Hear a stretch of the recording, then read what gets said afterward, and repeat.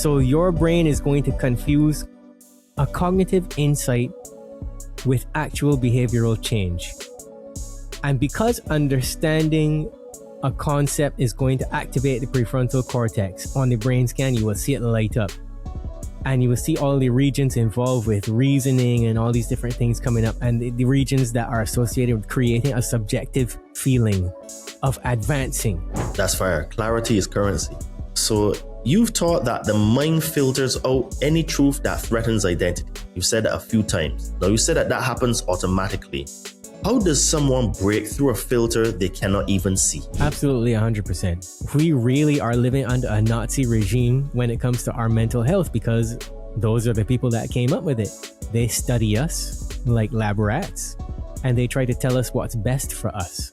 Yeah, definitely. You always have to keep questioning yourself, because if not, you fall into a religion, which is just a bunch of dogmatic statements that you're not allowed to question. Trauma is common, and that is exactly the reason why you need to become an uncommon person. Hey Conscious Man 7 family, quick question before we start. Do you love the depth of these conversations but hate when ads break the flow? I get it.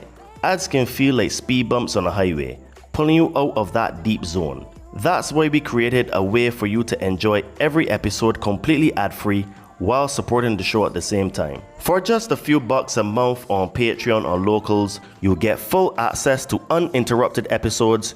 You'll get direct access to me so you can ask me any questions that you have, some cool other perks like early releases, and you'll also help us keep bringing you the powerful conversations that mainstream platforms won't touch. The link is in the show notes. Join us there and be part of this movement. Ever look up and see those dull, grey skies streaked with chemtrails, and you feel your energy sink? You're not imagining it. Something in you knows the sky isn't supposed to look that way. But what if you could bring back the blue? What if there was a way to clear the air inside you and above you? That's where the Chembo comes in. They create powerful orgonite, tools that generate orgone energy, the life force that helps neutralize EMFs from your mobile phone, your Wi-Fi, and even 5G. It's nature's way of restoring balance, bringing cleaner air, calmer energy, and deeper sleep. Every piece from the Chembo is handmade, from tactical tower busters to beautiful pyramids and jewelry, crafted with the precise ingredients to generate real orgone energy. And here's the best part. They've proven it. For over 10 years, they've cleared thousands of miles of chemtrails, bringing the blue back to the skies around the world. So if you're ready to take back your weather and your well-being, go to thechembo.com. Use coupon code CM7 for 10% off and experience the shift for yourself. Don't fear the chemtrails or the EMF. Be empowered with the Chembo and never feel helpless again. If you are new to this podcast, please don't forget to like, subscribe, and to share, because that helps us to be recommended in the algorithms. If you would like to support this podcast, please check out our merch store on Amazon with the brand Todd and Me. We've got some cool t-shirts, tank tops, hoodies, and sweaters. Link will be in the description of this podcast. And if you're now starting a spiritual journey, you would like to start a spiritual journey, or you're currently on a spiritual journey and you would like some help removing some fears and traumas, please hit me up on my Instagram at Adriano_246, and it will help you to get some magic mushrooms. Enjoy the show and stay tuned, because we have some more great content coming soon. What if every time you destroyed something good, your brain was absolutely certain it was saving your life? Hello, beautiful and amazing people. Welcome to the Conscious Man 7 podcast. I am your host, Todd Cave, and today I am joined by returning guest Jehan Sattaur. Jehan is a CTAA-accredited cognitive behavioural therapist, hypnotherapist, self-sabotage specialist, and host of the Boundless Authenticity podcast. And if you heard him the last time, you know he does not let you off the hook. Today we are going somewhere most therapists will never take you, into why the mind destroys the things you love most and quietly calls that protection. When truth is blurred by lies and misinformation, perception becomes reality. What will you perceive your reality to be? Liberate your fears and walk with me. Sit down and meditate. Connect with your soul.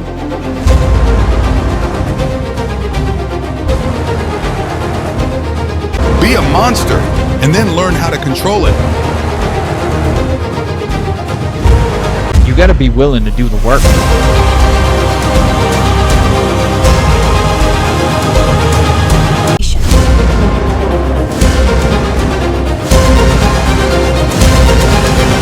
So it really goes really deep in terms of words and etymology and what they mean. So this is why like it is really hard to really crack the matrix, because there's so many levels and layers to it, you know?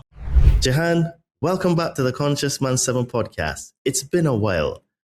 How are you, mate? I'm doing good. I thought you were going to call me by my offstage moniker, Solja Dan.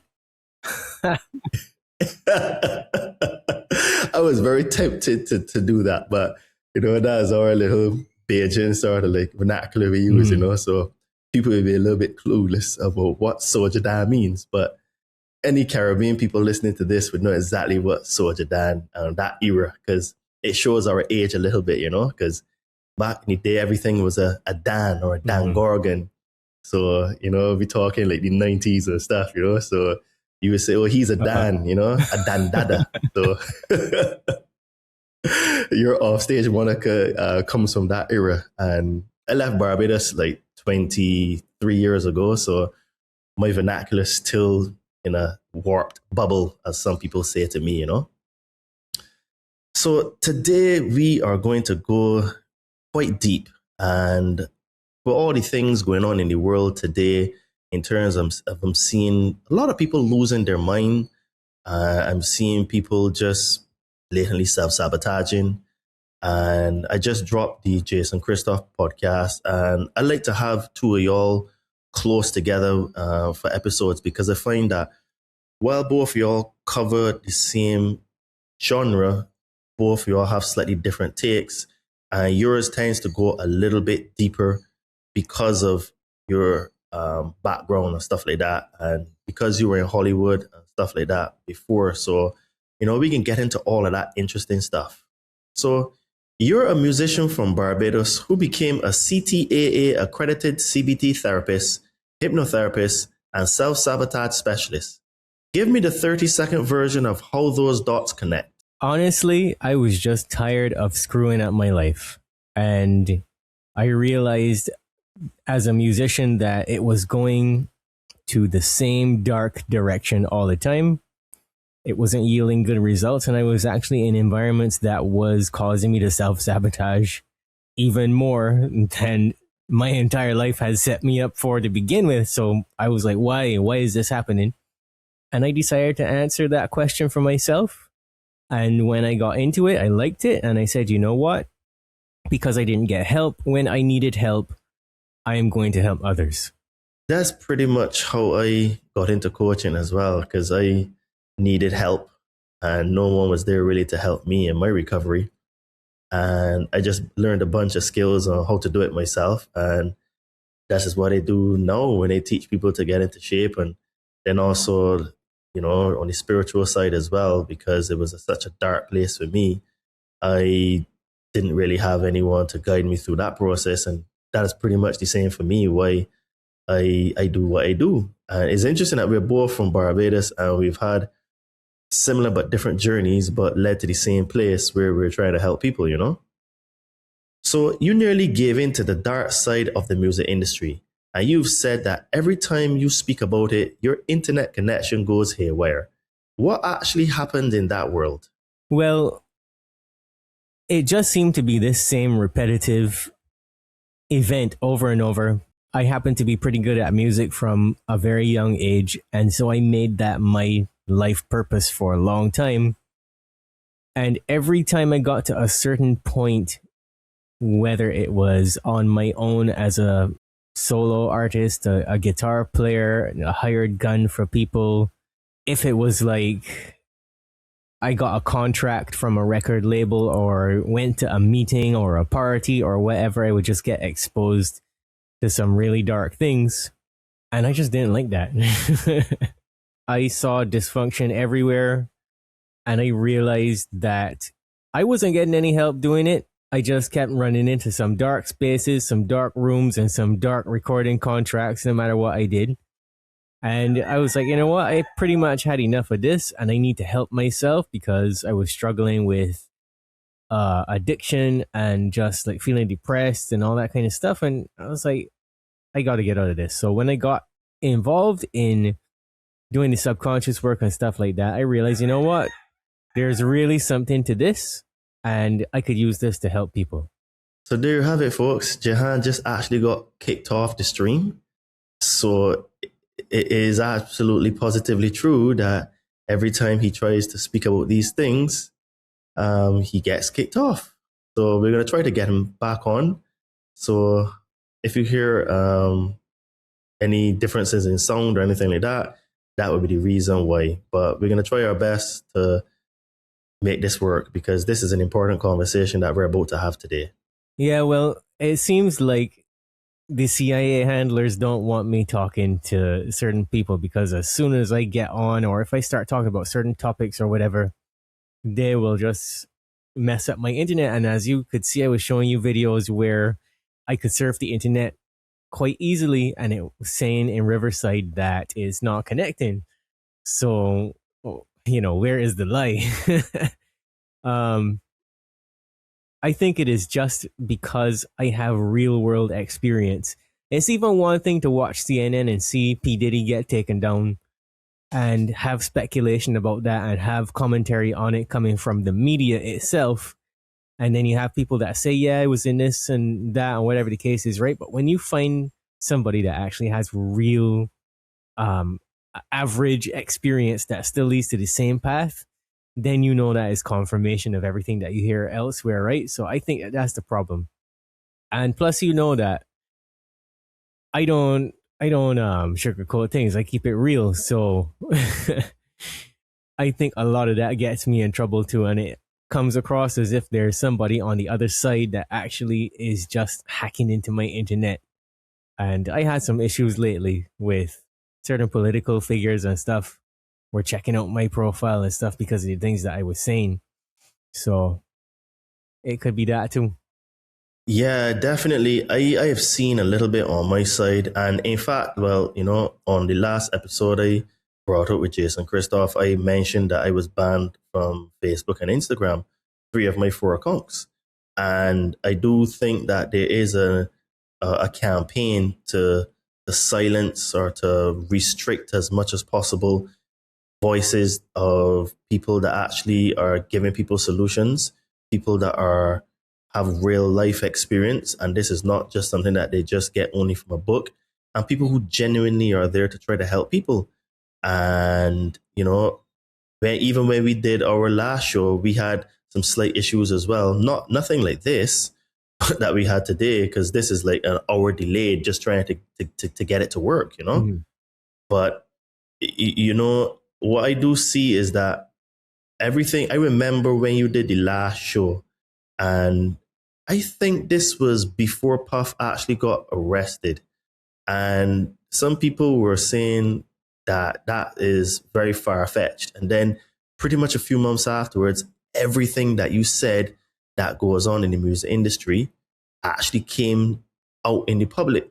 So I wasn't surprised, you know, even when you had said things like you believe that Tupac was actually a homosexual, stuff like that, you know, people actually questioned that.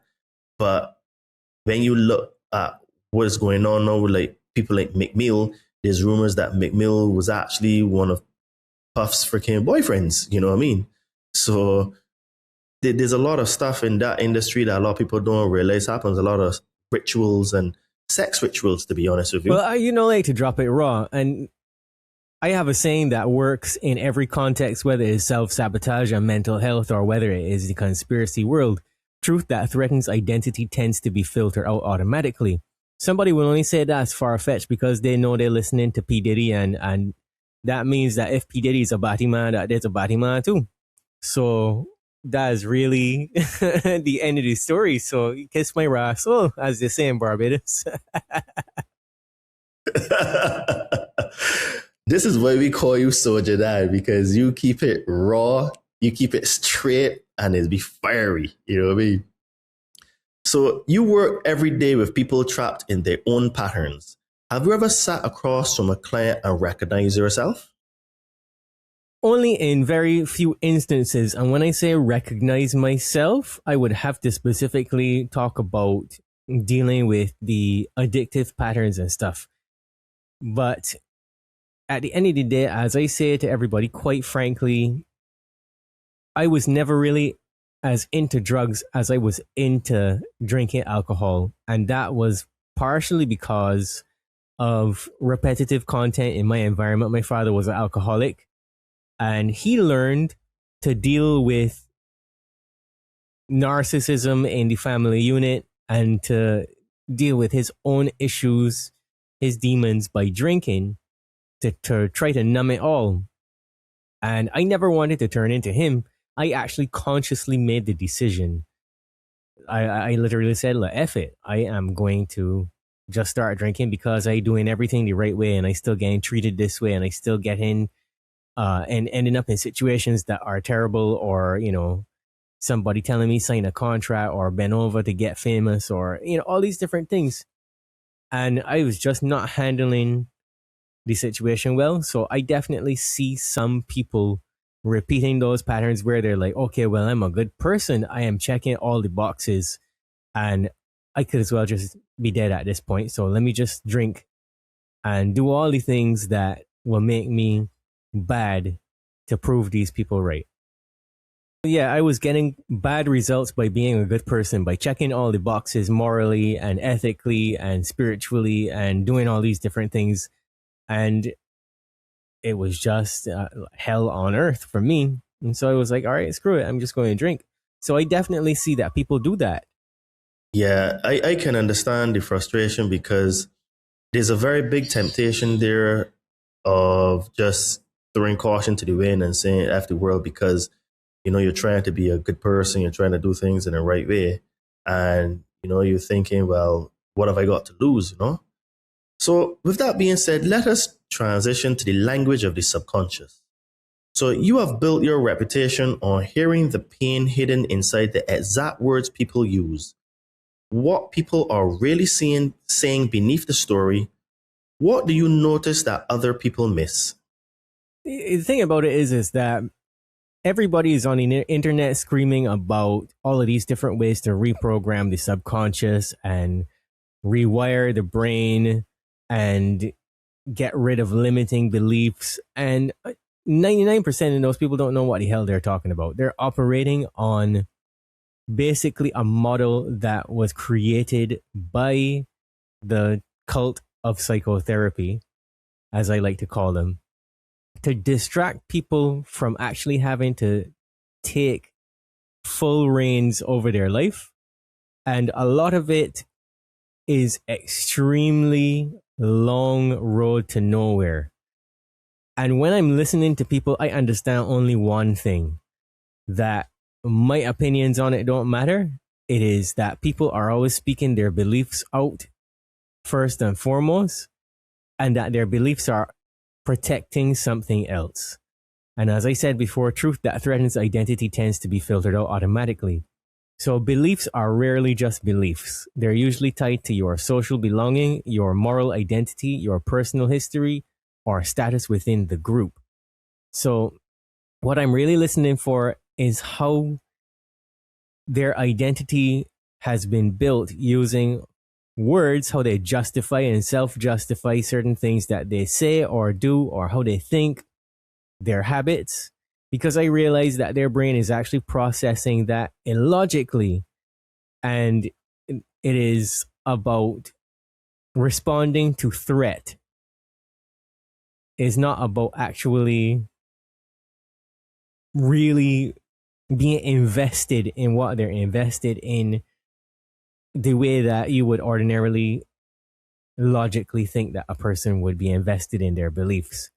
It's mostly them just trying to protect themselves from the truth of the world that we live in. And that's another reason why they don't like me to talk, because as I said in my example, the world beat me down and I gave in to temptation. And that's what the majority of people end up doing. So would you say that this is the reason why you hear? Because from my side, I hear and I see a lot of people using a lot of these spiritual words, as I like to call them. And I mean, I do agree that there's some times where the context requires the use of those words, but I find that people tend to overuse those words and to use those words as a justification for not doing things. So I hear a lot about alignment, my truth, resonating, and other these spiritual buzzwords. And like I said, I do think that at times is merited, but I find that those words are overused to the point of they're trying to filter out the truth, as you said just now, because it attacks their identity, because it gives them a cop out where they would not do the thing that they know they should do. So would you say that my assessment of it is that this seems to be the case, where people like to take all these spiritual words and overuse them to negate certain facts that they're doing repetitive patterns? All right. So because I like to give the facts and the receipts, anybody can go and take a $25 course in neuro-linguistic programming and find out that what I'm about to say is exactly true. So neuro is the brain, linguistic is the language, and programming is exactly what it sounds like. So programming is a repetitive response to repetitive language used that wires the brain in a particular way. So we can break this down using basic NLP right now. Anybody that's using these words, alignment and all of this kind of stuff that people like to talk with the spiritual lingo, they have adopted that spiritual identity through a crisis. A lot of them, I like to jokingly say, are bored housewives. A lot of them are people who experience some kind of a trauma, and because they have religious trauma, they don't want to go to church or to their pastor, or they can't speak to their parents, or they've been isolated in some way. And so isolation is where manipulation does its best work. So these people end up leaning towards the spiritual new age type thing. And there's a lot of that. A lot of the personal development stuff and a lot of the new age stuff is just modern day cult stuff. And yeah, they sprinkle a little few things in there that are true, but the dark forces always use just enough truth to get you hooked on the lies. So when you break down, when people say certain things like alignment, when people say, I'm choosing what feels aligned, or that place of alignment, or in a way that feels integrated, all this fuddy-duddy shite that people like to come up with, is control disguised as alignment.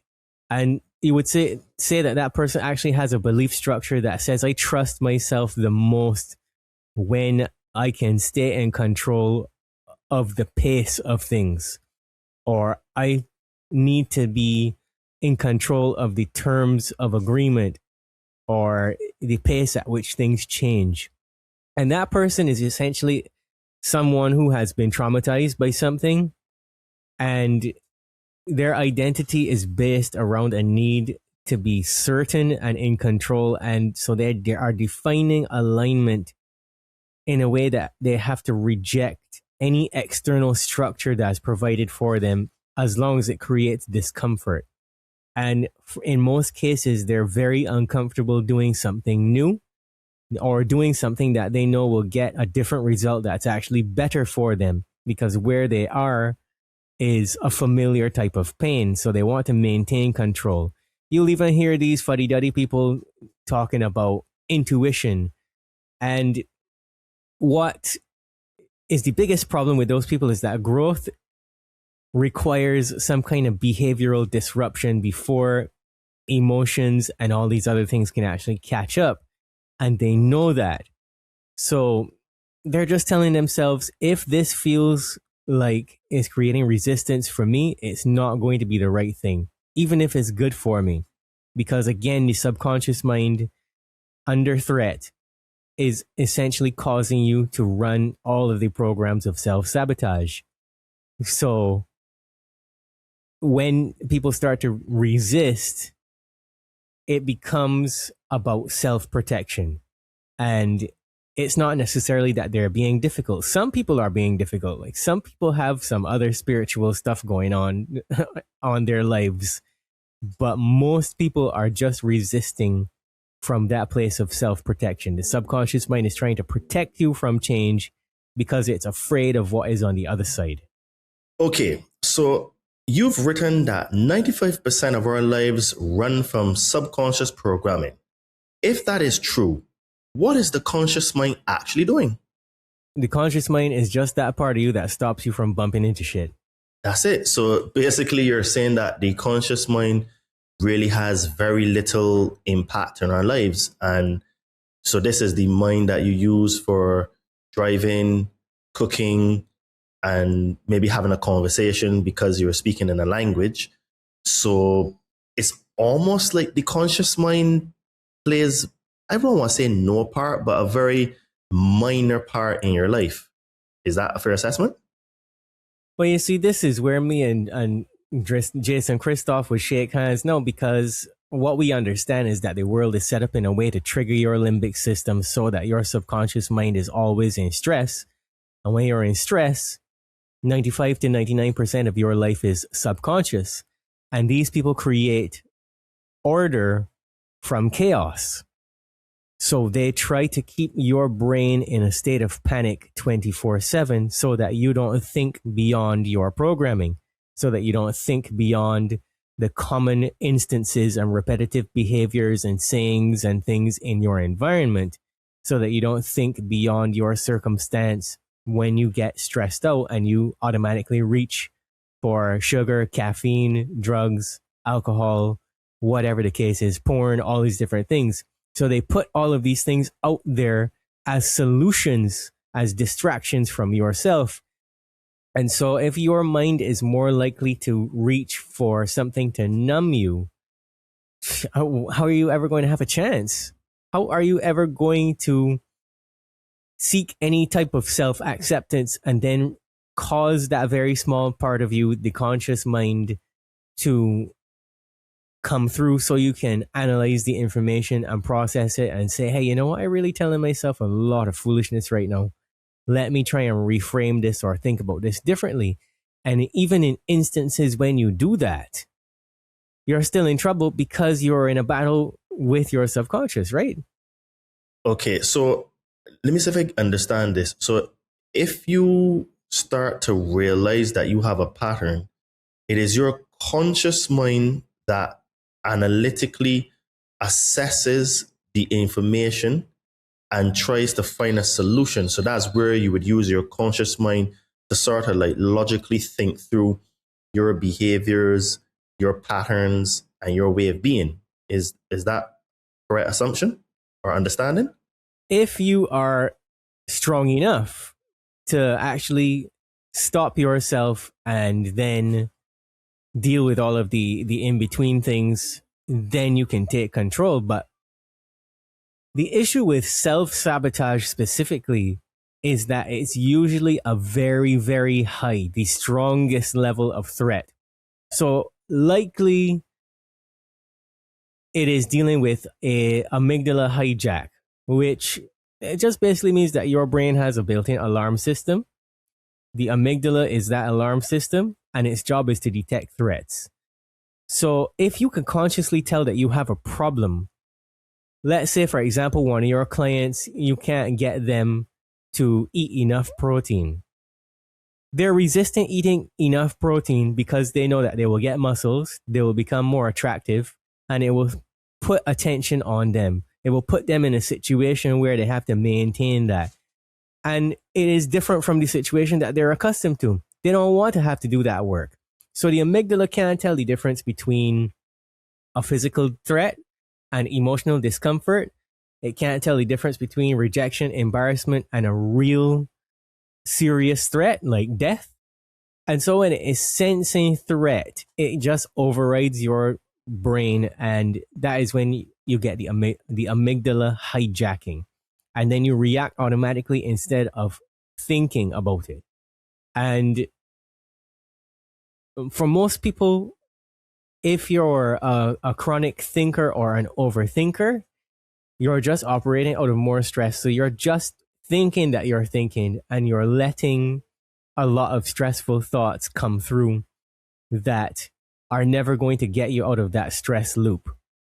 So probably in any situation like that, if you realize that your amygdala has been triggered, the best question you could ask yourself is, okay, is this really dangerous, or is this just uncomfortable?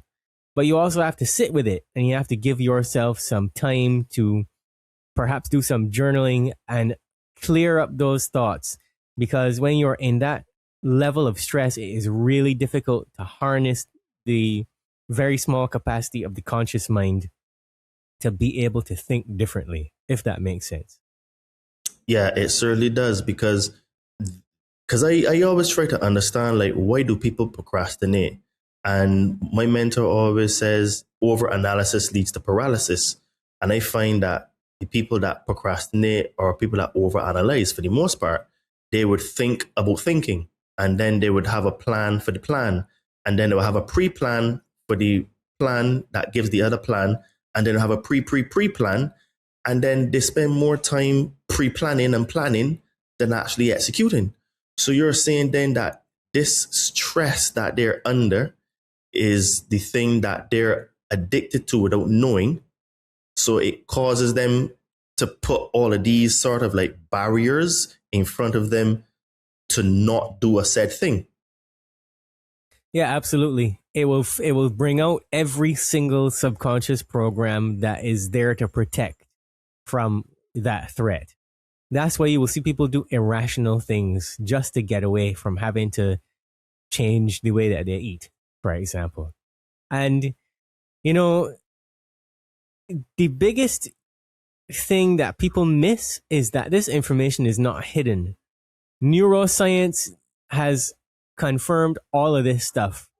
And yet we are only now getting to a time in humanity where we are allowed to talk about it, because the world controllers don't want people to grow before they can finish setting up a system to keep you in prison, right? If everybody starts thinking about how can I become more conscious, and they start practicing it, you're going to get a lot more people that are out of prison, so to speak, than not.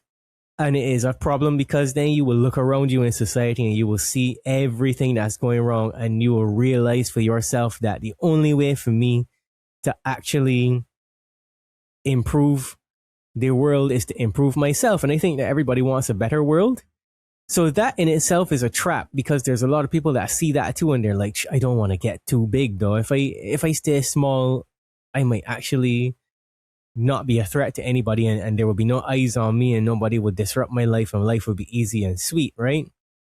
So there's a lot of the outside world filling the gaps as well. And these days, I just kind of look at things from a brain perspective. So for example, you have something called secondary gains, which is like a chewing gum wrapper. You put the piece of chewing gum in your mouth, and then you put the wrapper in your pocket. You chew the gum, you walk down the street, you see a garbage can, spit the gum out in the garbage can, and you still have that wrapper in your pocket because you told yourself that you were going to use it later. And the subconscious mind is like that too.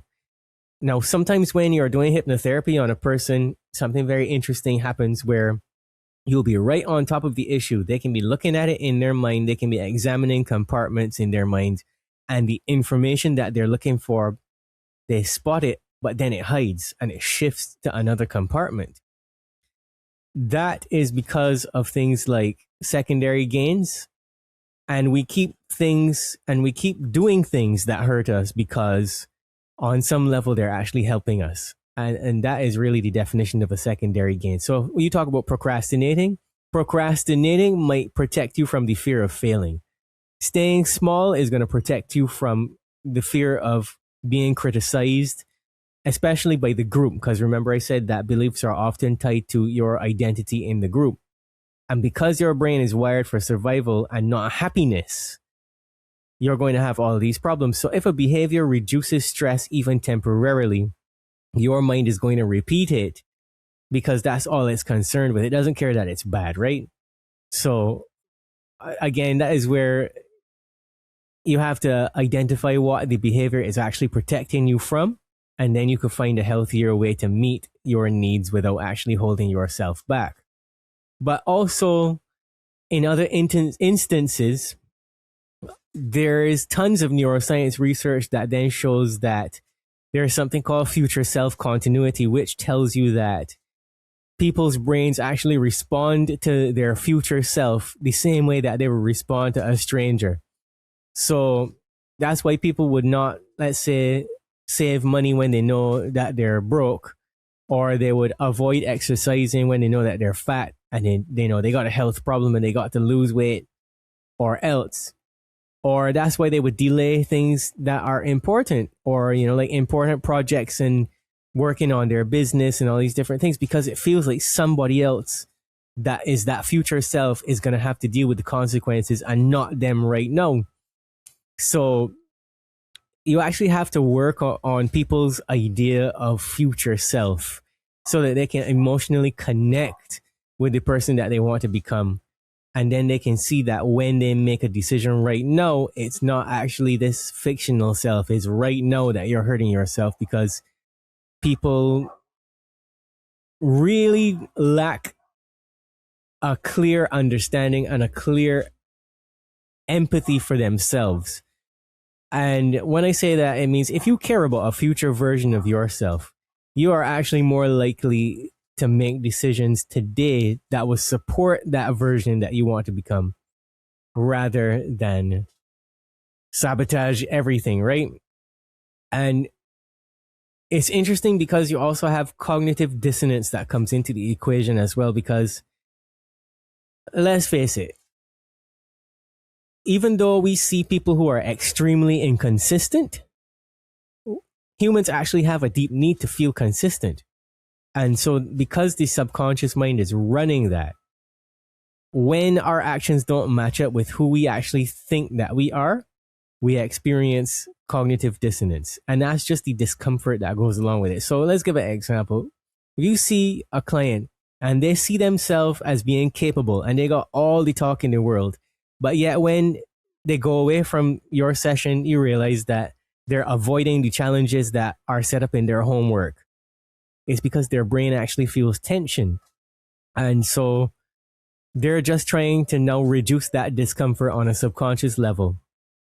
And they know that if they change their behavior, it's going to change their story, and they're tied to the story. So they're just trying to act from an old identity. For example, the identity is I'm not good enough somehow. Or maybe they're telling themselves success isn't for people like me.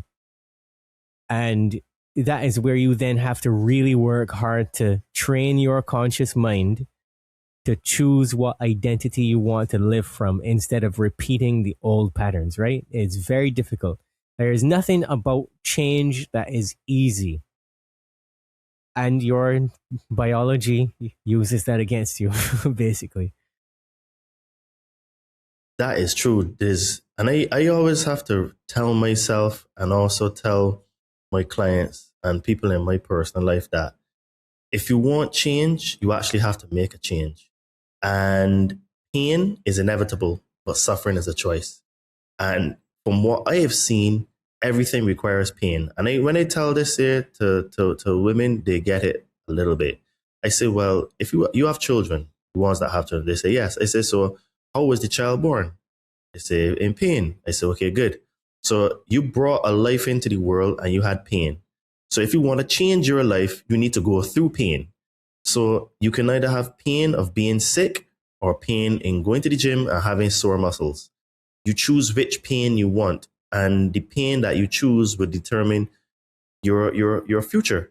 So I think that we've been misinformed that we can avoid pain where we should actually be embracing pain. But I think we just have to choose which pain we embrace, because there's a pain that leads to nothingness and suffering, or there's a pain that leads to progression and growth. And if you're choosing the one for progression and growth, it means then that that's a justified pain. But I think that we've been sort of like misinformed, or brainwashed or tricked that we are trying to avoid pain altogether. And I think that this is the wrong approach. And I've had to tell this to myself many times, because when things get painful, obviously no one likes pain and you try to run away from it. But I always have to face myself in the mirror and say, well, actually, no, this is required, right? And if I don't do this thing, I'm going to still have pain. So it may actually require people to physically talk to themselves in the mirror, like physically, and look at themselves to tell them this, because this is what I have to do, because I'm just like everyone else. I have challenges and I feel pain. But, it's almost like you just have to say, well, look, bring on the pain, because if you don't and you run away from it, you can still have pain, So just choose which pain you want is what I tell people. Well, dealing with self-sabotage in its process is very, very difficult, because it's okay to go to a therapist once a week, every week for however long, and have conversations about things. But how often in that process is the therapist getting the opportunity? Notice my language. It's not that the therapist is incapable or that therapy doesn't work. Therapy works for a lot of people. It is that how often are you outside of stress for a long enough period that the therapist actually has the opportunity to reach you? Because in stress, you're dealing with the limbic system. So you have to ask questions that are going to bypass the rationalizing of the ego. But I like to use the ego in only one specific context, as the protective voice of the subconscious mind. And a long time ago, there was this guy, Stuart Weil, and he said that the ego is an abbreviation for edging God out. No, you're having negative thoughts from only two places. What's in your subconscious mind, what you have told yourself about a situation, or what people have told you about yourself, or what you get from the outside world, or if you're under spiritual attack. Because the voice of God and the voice of light is never going to attack. Light doesn't attack light. Ever. And the limbic system is very dark in that way. So when you are speaking with a person and you're dealing with self-sabotage, you have to wait and wait and wait and wait. And sometimes it doesn't matter how much you ground that person or how centered they are.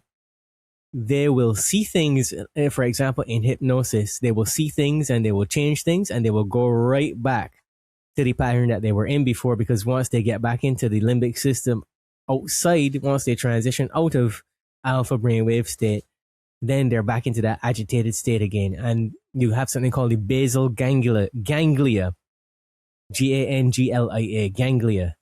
That is the habit center of the brain. And when your prefrontal cortex has been activated and deactivated so many times through traumatic experiences and stressful moments and watching television, which destroys the prefrontal cortex altogether, or looking at your phone, which destroys the prefrontal cortex altogether and disrupts the ability for it to come online quickly and stay online for long periods of time. And you say your parents put you in front of a tablet or a TV or something when you were young for long periods, then you have these myelin sheaths that get eroded, and you don't have good strength of that myelination of the prefrontal cortex in the first place. And that's when we jokingly say that people are mouth breathers and stuff like that. They have their mouth open and like you can tell that they're breathing really short, and it's because they're stressed out and that myelination isn't strong enough. So you're dealing with a lot of different issues, and you have to look for what issues the person has. You have to be able to tell if they're in their limbic system and know when not to touch an issue, when just to not say anything at all. Because again, procrastination or any other destructive habit or defending the belief is a protective function. And honestly, when it comes to the way that you can use the conscious mind and the prefrontal cortex, which is your executive function, to observe your own brain patterns, it can often be difficult because there's so much happening and there's actually a delay, there's a gap between the observation of the thought that is bad and your reaction. And that in itself can be a problem when it comes to trying to assess what's actually happening. That's why I tell people that come to me to use a notebook in your favorite color, because it becomes like a ritual for you. You associate your personal time and your personal growth with something that is special for you. And then you can use a blue pen, because a black pen is just going to be like writing normal words. But if you use a blue pen, it actually will change the way that you respond, because that color is associated with trust in many instances, right? And so you start to take things out of your head and you put it on paper and you actually look at it. Now you can observe it better than if you were just trying to consciously think through something. That's why you have so many examples from history where the greatest minds kept these elaborate journals, right? Okay. So you've said you can hear patterns in someone's language that were installed in them, but by an abuser, by a parent, by repetition. How do you know the difference between a pattern that genuinely belongs to someone versus one that was put there by someone else? Well, I think I really fell down that rabbit hole and researched that when I had a client that I looked into her head. We were doing hypnotherapy. We were doing all the right things, or so I thought. And it turns out that every time she was in stress, she would sit down on her couch, binge eat, and watch Bridget Jones's Diary. And it also turns out that she had been exposed to electroshock therapy, which, as we know, is a critical component of certain MK Ultra programs. And it became very clear that even though she, in her memories, had a good life, her brain had become damaged and she had been put into this position psychologically of playing the identity of someone else as a coping mechanism. And her parents were very much responsible. Her parents acted very much like handlers. So she never had a traumatic experience per se where they, through their regular parental day-to-day things, beat her or were condescending of her. They put her in a position where she was experimented on. And I started to realize that there's particular things that are happening. So usually the rate at which a person dissociates, and you can see their eyes change, you can see their eyes glaze over, and you can see when they leave the room, and they will start speaking in a particular way that is extremely irrational, almost like if they were reciting the script of a movie rather than real life experiences itself. And so it's very difficult for me to describe, because it would be easier for me to have somebody in front of me that's actually going through it, and I would say, okay, yeah, see, this is what the person said. But a lot of it is just survival based stuff. And I'm sure you know what I mean when I say that you have these people that they watch the news and they could tell you everything that happens on the news and what he or she said on the news. And you know how that sounds. It sounds exactly like that. If a person who has been subjected to mind control, it sounds exactly like that. The behavior is exactly like that. And you can see them when they transition into this altered state and begin talking. So that helps a lot. And you can feel it too. A lot of it is very felt. Whereas if a person has a different psychological issue that is coming from early childhood conditioning, then, you would know that that person is working out of what psychology calls a maladaptive schema. So if that child builds a particular truth that is resulted in punishment, then the brain will develop these safety behaviors, and it will also develop the language to describe it. And so you can kind of tell there too. Yeah, what you're saying is true, because anytime, and you mostly find this with religious and political people, where, and I get it on both sides because I'm well versed in both those areas, and you can tell where they're just repeating narrative and almost script lines from the TV, right, or from a pastor, because there's no logic in their reasoning, and is very, yeah, you're right, it's very felt based. It's like very emotional. They're not able to communicate in a way that, even if you disagree, you can see that they've logically thought out the argument, and they're bringing certain either facts or what they think is facts to prove their point. They're just bringing an emotional argument to a point that you're trying to make logically. So yeah, that definitely makes sense to me there, where it's very felt. And this is one of the reasons why I think that when you talk to Muslims, the more I find that they're the ones that freak out the most. They literally want to fight you. Like you have to be very careful with some of these Muslims when you try to do polemics with them, because when you bring logical arguments, they just come with emotional arguments, and they get very animated and they want to fight, you know? So I do I do see that a lot on that side. Well, a lot of that is like, so just again, the brain survival mechanism is basically all about emotion that coded that information. And so in the media and in religion and politics, they use emotions to sell the point, because they know that when a person is faced with the information that conflicts with their own self-concept, that they're going to experience psychological discomfort, right? And in order to reduce that discomfort, then the brain is going to employ a confirmation bias, which means that the brain is going to actively begin seeking out information. And that word information is very transparent. It keeps you in formation. It keeps you in line. So it's going to support your existing beliefs while filtering out any contradictory evidence. And so basically, because hypnotherapy is my main tool, I could talk about it through a hypnotherapy perspective. That filtering is a protective mechanism of the subconscious.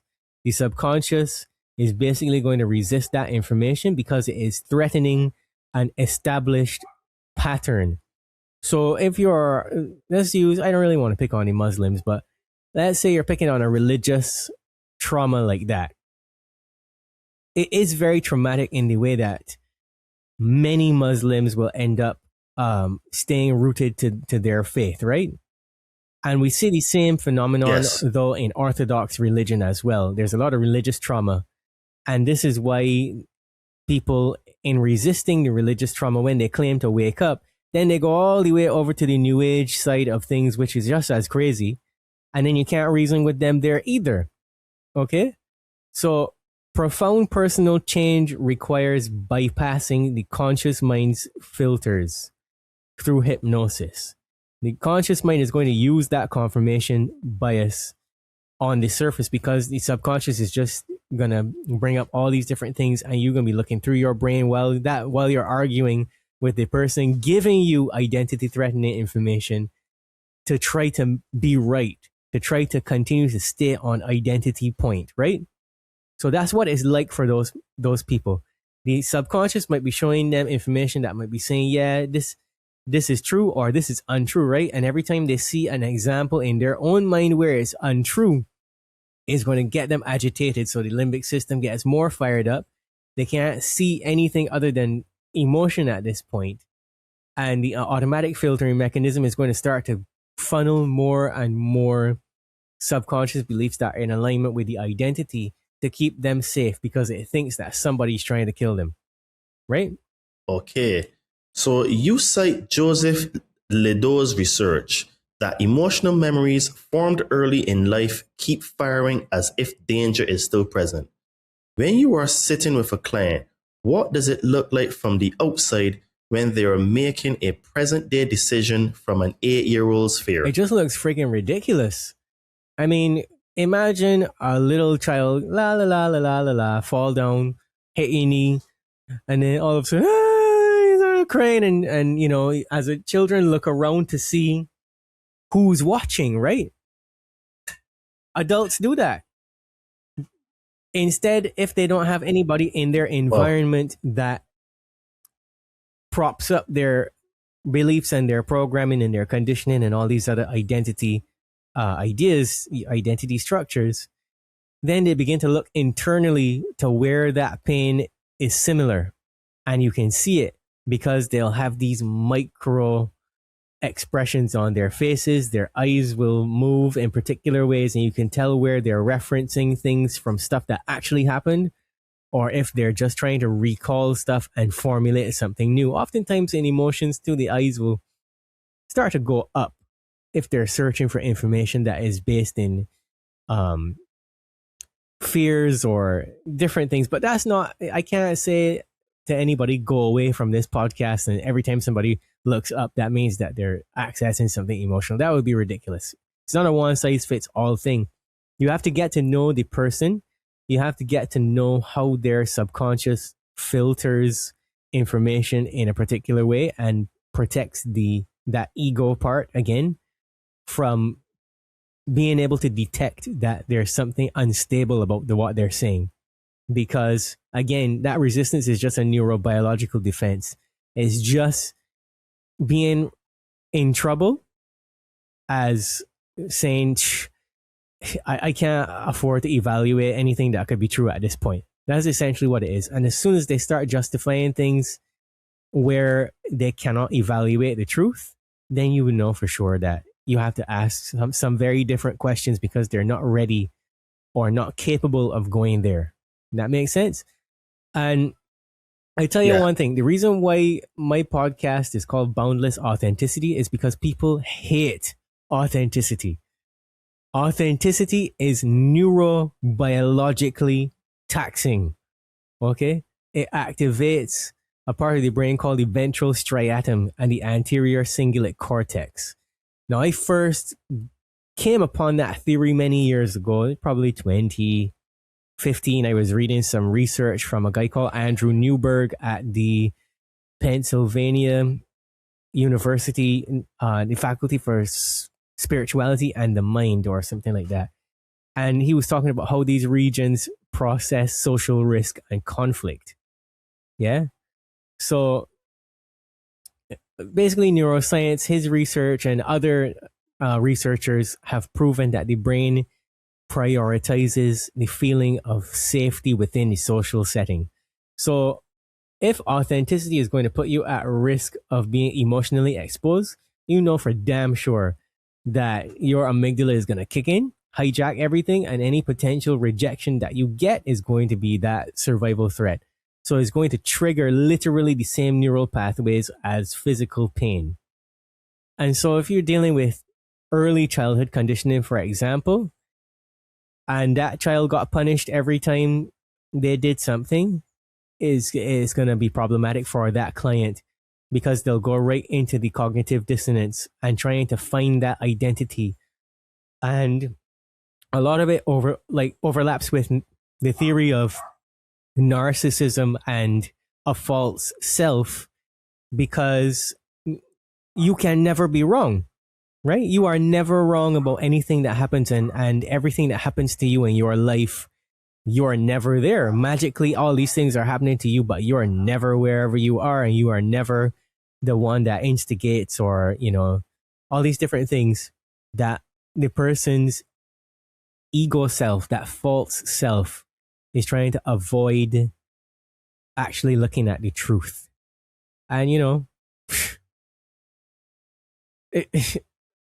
the subconscious mind has a really weird way of treating authenticity as if it is a breach of the critical factor. So when we talk about the critical factor in hypnotherapy, we're talking about the doorway from the conscious mind to the subconscious mind.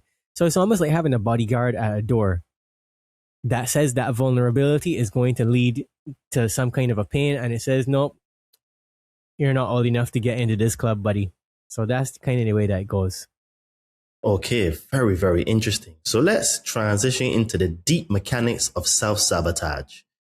In your Brains magazine article, you wrote that self-sabotage is protection dressed as destruction. What does that reframe change for someone who has spent years hating themselves for it? Those words specifically wouldn't actually do anything for anybody to reframe anything, because something like that is very psychologically mature language in the article. And I think that that's the issue with many self-help articles as well, because you kind of have to write things in a way that show your authority, but the person's subconscious mind culturally is programmed to reject that authority and reject the authenticity behind that message, like I just said before. So a person is really going to come up against a reframing shield in their own mind. I don't know how many people would really be in a position to receive that and say, boy, Jehan, I hear what you're saying. I'm going to change my life now. I'm going to do whatever it takes to change my life. The majority of people who are self-sabotaging probably have some underlying language that says that self-acceptance has to be protected from any external correction. So if I come along and like on this podcast or in that article, I drop a big bomb, well, obviously you're going to get ass lickers in the comments saying that's far-fetched, or that doesn't apply to me, or I'm self-aware and I know what I'm doing, all these arguments against it, because truth that threatens identity is filtered out automatically. And in order to receive feedback, you have to be willing to be temporarily destabilized from your current point. It's kind of like a martial art. If you are practicing a martial art and somebody swings at you, well, you might expend more energy trying to get away than it is to block in a particular instance. Or if you move forward, you might be in a more advantageous position to be able to one-up that person than if you try to turn around and run away. You might get your ass kicked. And so it is very, very difficult, because in that way, it is a battle against yourself. People don't want to make themselves wrong. People don't want to experience ownership of the actual experience, especially when you experience something traumatic and it shapes your entire life story. You only filter a very small amount of what actually happened. And so you could come back and in therapy, a person would realize what they thought went down the way that it did actually didn't go down that way, and they lived their life for 20 years believing that other story. Now, they're not psychologically mature enough to accept that yet. And so, because the mind is going to have that reframing shield in place, people will neutralize any corrective feedback or any new information by reframing it rather than allowing it to actually penetrate what's going on. And I would urge anybody that is in that position, they realize that, yeah, I notice that every time I try to change, I keep relapsing back into the same patterns of thinking. Ask yourself, can it actually be wrong if I feel safe? What meaning am I attaching to being corrected at this point in time? This person is saying something that's a very powerful reframe. That's a really powerful reframe. Well, this is how I think, and this is why I don't have any friends, because when people say stuff to me, I start thinking, okay, well, what this person said is challenging me. Is it because I actually know better, or is it because my identity feels threatened? Is this new information that they're providing me with coming at a cost to my self-concept? So, like, as I was telling you when I was talking to you the other day outside of this podcast, that one of my clients called me a narcissist because his identity is rooted in feeling valid on the inside, because when he went through a really hard time and his ex-girlfriend broke up with him and everything, and he was struggling with an injury to his back and everything, and he lost his job, he went into a state of crisis, and the only thing that brought him a feeling of validation and worthiness as a man was researching health secrets.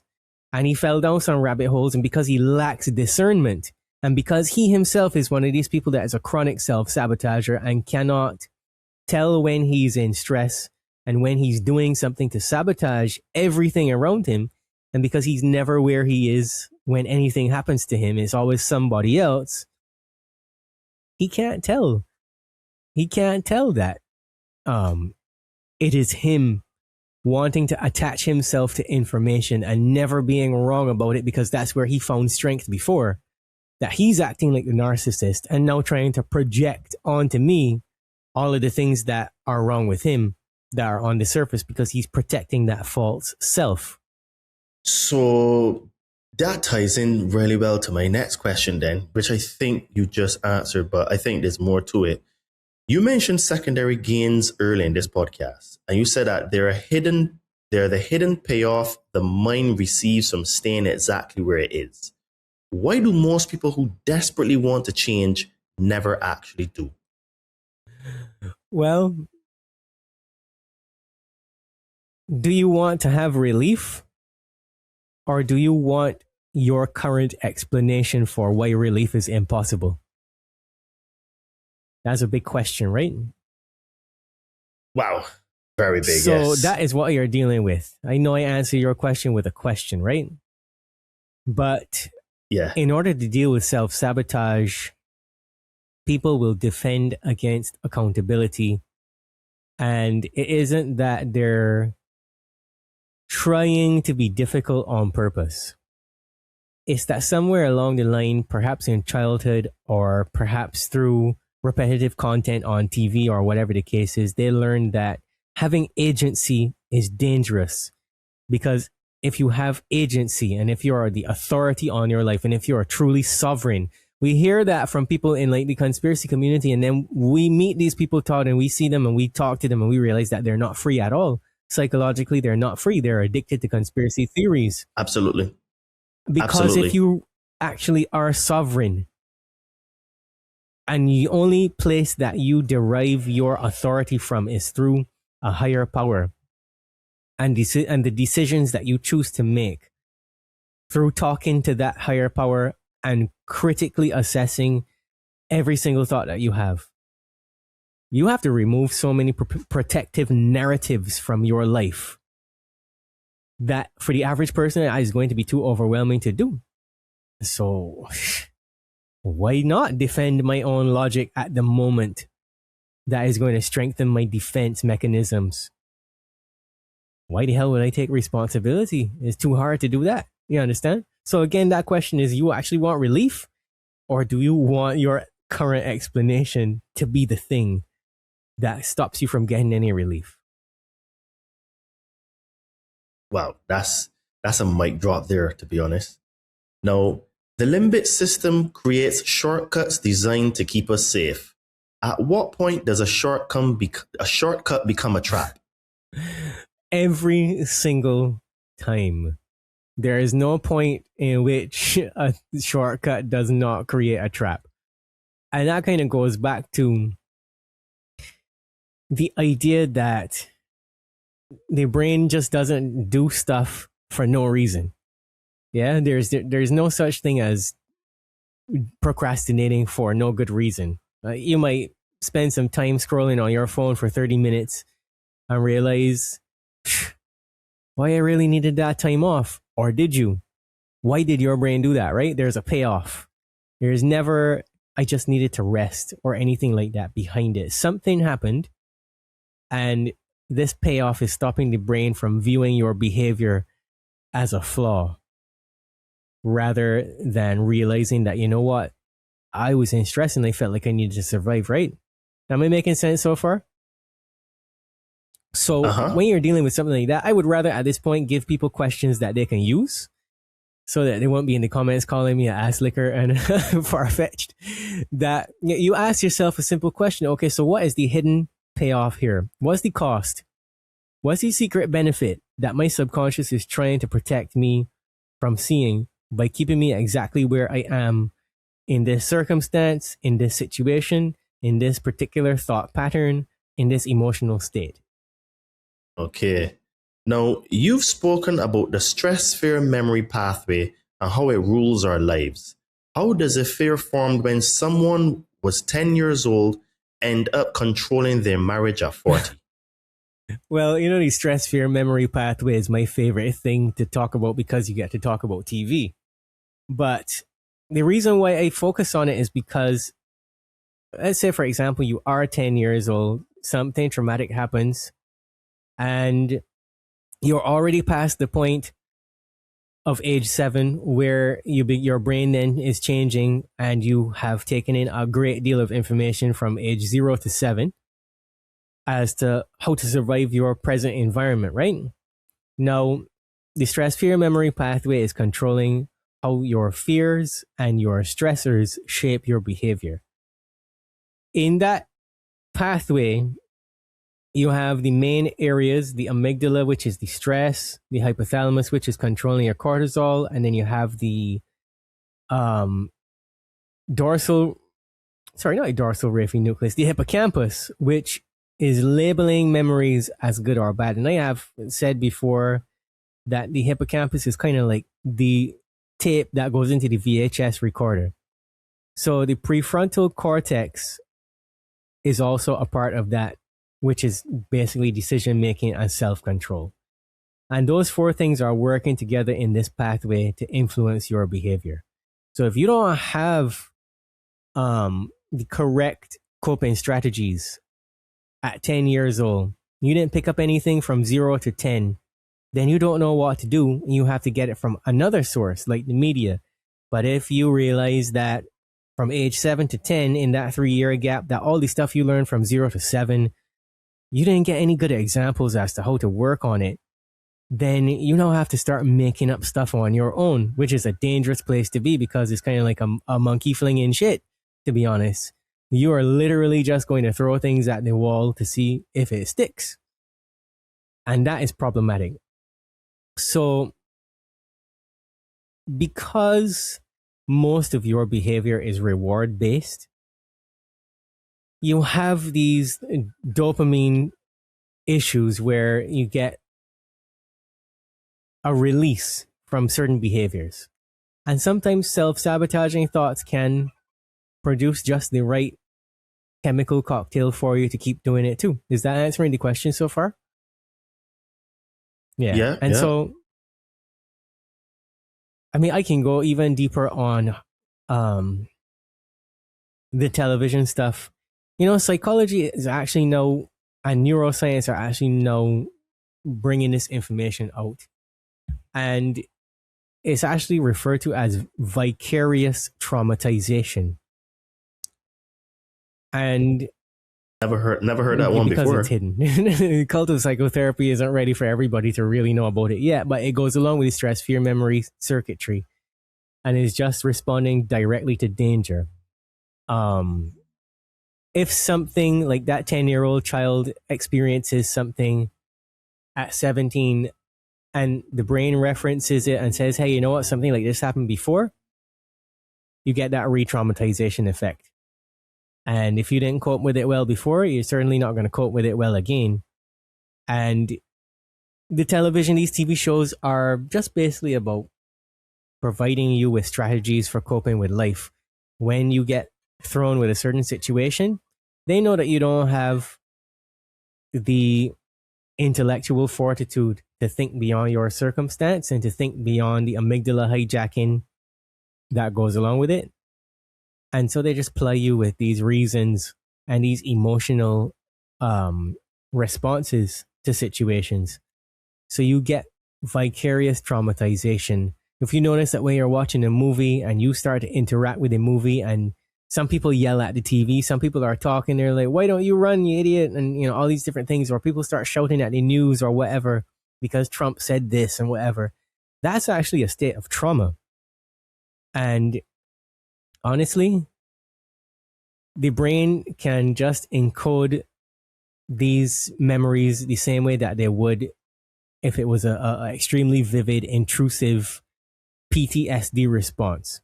The same way it would if it was a really bad emotional reaction to something. Yeah? So I hope that I'm not talking in circles or talking a lot of shite. But anyway. No, but that's really fascinating. And even the vicarious trauma that you mentioned is like very hidden for real, because I'm not like an expert in this area, but I do enough surface reading of things to know about these things, and that is definitely well hidden. Now, you talk about somatic markers are the body's way of tagging a memory with an emotional charge. What are the ones you see most often in clients? the ones doing the most damage while nobody knows they are there? Well, honestly, I would say that most people are not breathing correctly. Most people have a very short breath. And you see them and it's like their chest is just moving up and down really rapidly between breaths. And that is the first sign of dysregulation because, again, I've said this before, I think, on this show, that when you're a baby, you breathe, and as you inhale, your stomach is going out, And then when you exhale, your stomach comes all the way in and it naturally activates that vagus response and calms you down. It takes you out of fight or flight. But if somebody's in a nervous system response, the limbic system is going crazy, even unknown to them in a situation that might seem like a normal everyday thing, you would be surprised how many people don't realize that they're having a stress response. So the science around the somatic marker thing is coming from a guy called Antonio Damasio, and it's called the somatic marker hypothesis. And basically it suggests that the body makes decisions before the conscious mind can do anything about it, in short. So normally I will see a person that is the breathing, or they have this tightness in some part of their body, or this intense pain in some part of their body. People will have their shoulders up in their ears, all these different things. These are common. Okay. Now, take me inside a real session, anonymized, where someone came to you with one problem on the surface and you found something completely different underneath. Walk me through exactly what happened. So basically every single time, my general rule is that I know that the thing that this person says that they are dealing with is not the problem. And before I even get into that, let me preface this, and it would touch on something that we said before about the spiritual language. We may think that having all of this self-development information and spiritual information out in the open is healthy for us, but it's actually not. Because in modern culture, what happens, you have these clients that come to you and they can't be told how to think better because Mel Robbins already said so on her podcast that this thing is true, or Gabrielle Bernstein already said that this is how you deal with it, or some other extremely messy person in real life that is writing books and telling you how to live your life said that this thing is true. And so by the time you get to them, what can you do? The endless self-help consumption thing that people do, it allows them to pretend that they're growing. But what it's really doing is it's providing an emotional sedative. So you don't have to feel the emotions associated with what's going on, right? And I come up against that barrier these days when I'm dealing with clients, because when I get into their subconscious mind, they'll come to me and say, I have a fear of speaking, or I have money blocks, or I have relationship problems, or I can't seem to lose weight. And then when you start looking at it, you put them through the process of hypnotherapy, you realize that they have a number of emotional issues that are basically putting a stopper in the drain, and energy can't flow. Thoughts can't flow in the right direction. And especially when people are using on an unconscious level some information that they heard as a substitute for transformation, that feels productive to them. And it provides that feeling of being productive without having the discomfort of actually changing behavior. So you can't really talk to them, and they will go away from the session, they'll come back, and you're still not on that thing that is the problem. And it usually takes, in any other instance where a person is not throwing up guards because they read a book or heard a podcast or whatever, it usually takes like 3 or 4 sessions to really deal with the full issue, because you start picking at things and opening up. Imagine like a chest of drawers in a person's mind. You start looking inside of there.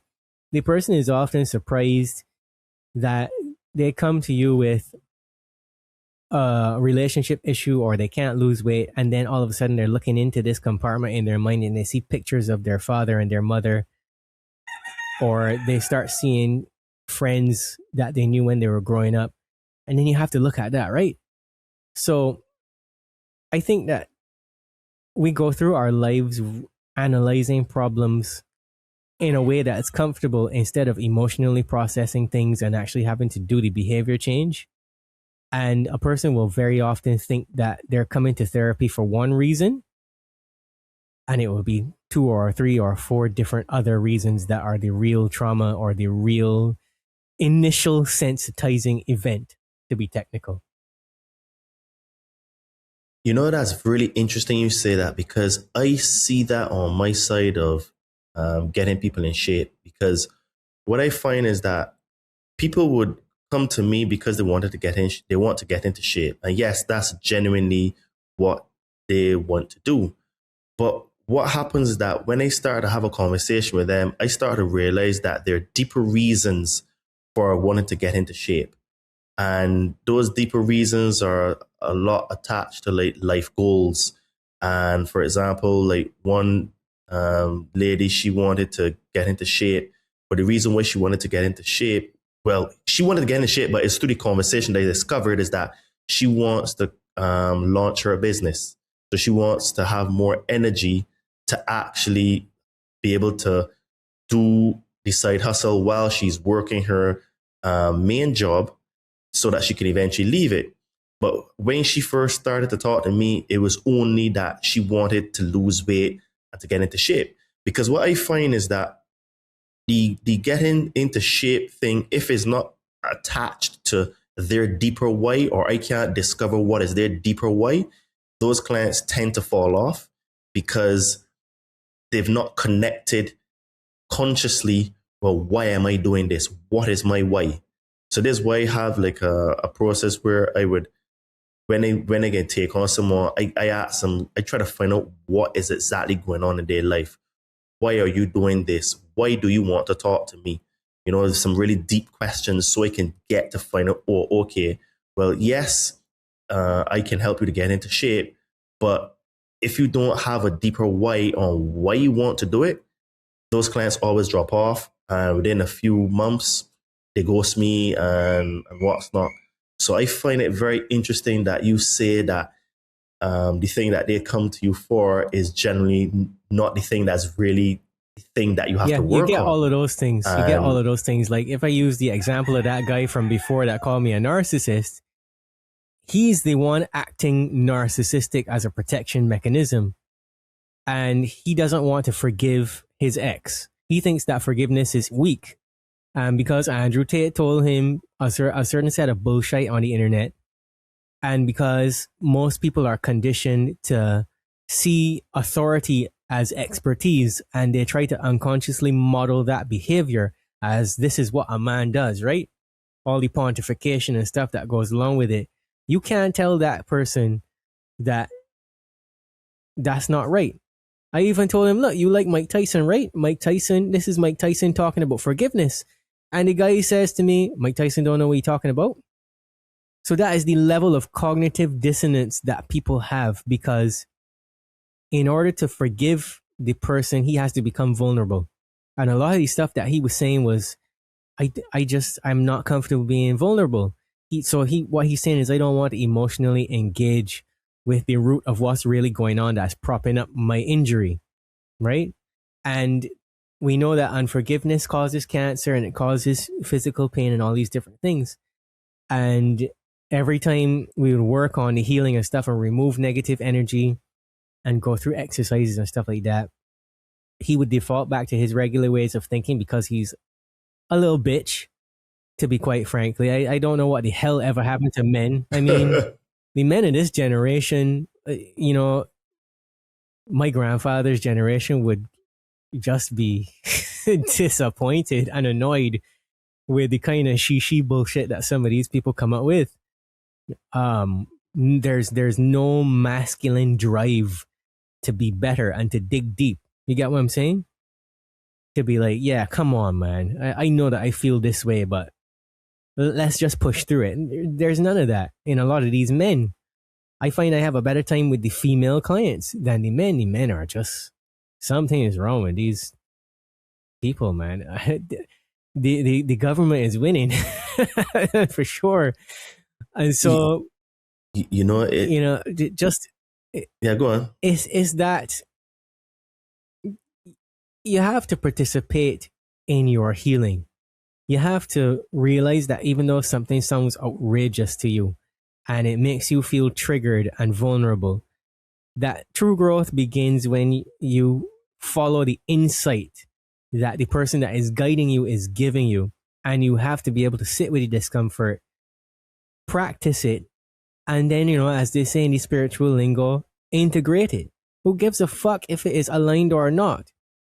If it doesn't feel aligned, it means that something's going on with you that you need to look at. That's what that means. Straight up.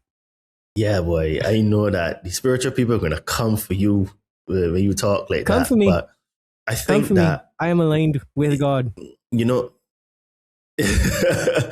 but I do agree where I see it a lot where you talk to very quotation mark spiritual people and they use a lot of this lingo with me.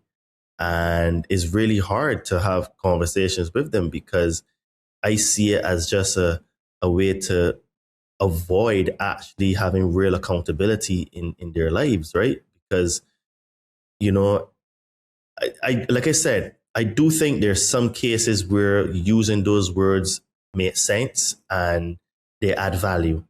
But I see that far too often people throw those words out as a protection mechanism to not do certain things because, like you said, it makes them feel Absolutely. uncomfortable.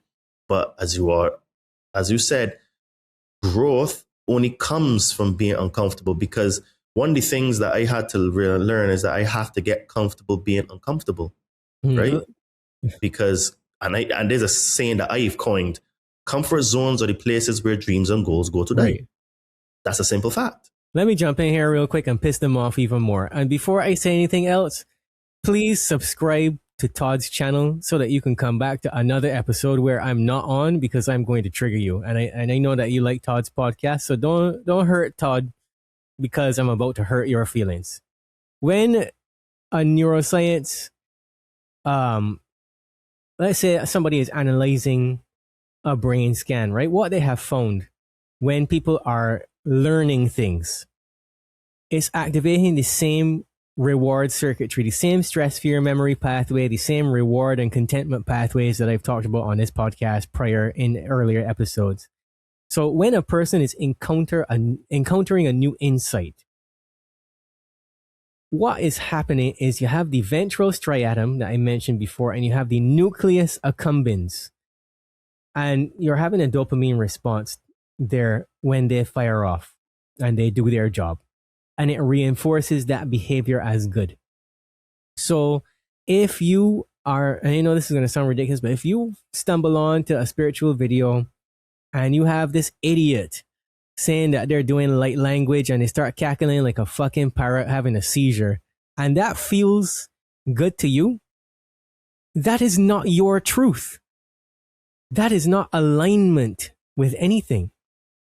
That is dopamine, and that is your nucleus accumbens and your ventral striatum doing what your brain does, trying to tell you, okay, I might be learning something right now. I'm getting a reward in my brain for this.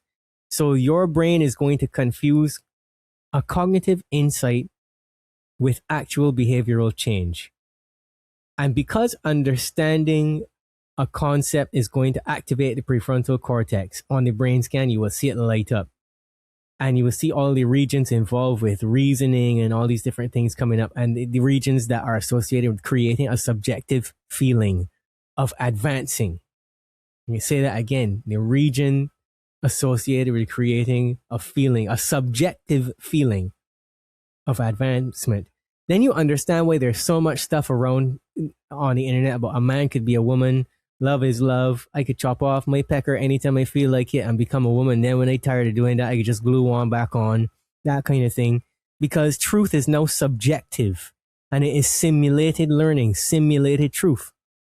But real change and real truth actually requires you engaging with deeper emotional circuitry in the brain. You have to analyze fear and attachment patterns. You have to analyze condition responses. You have to look at where they're stored.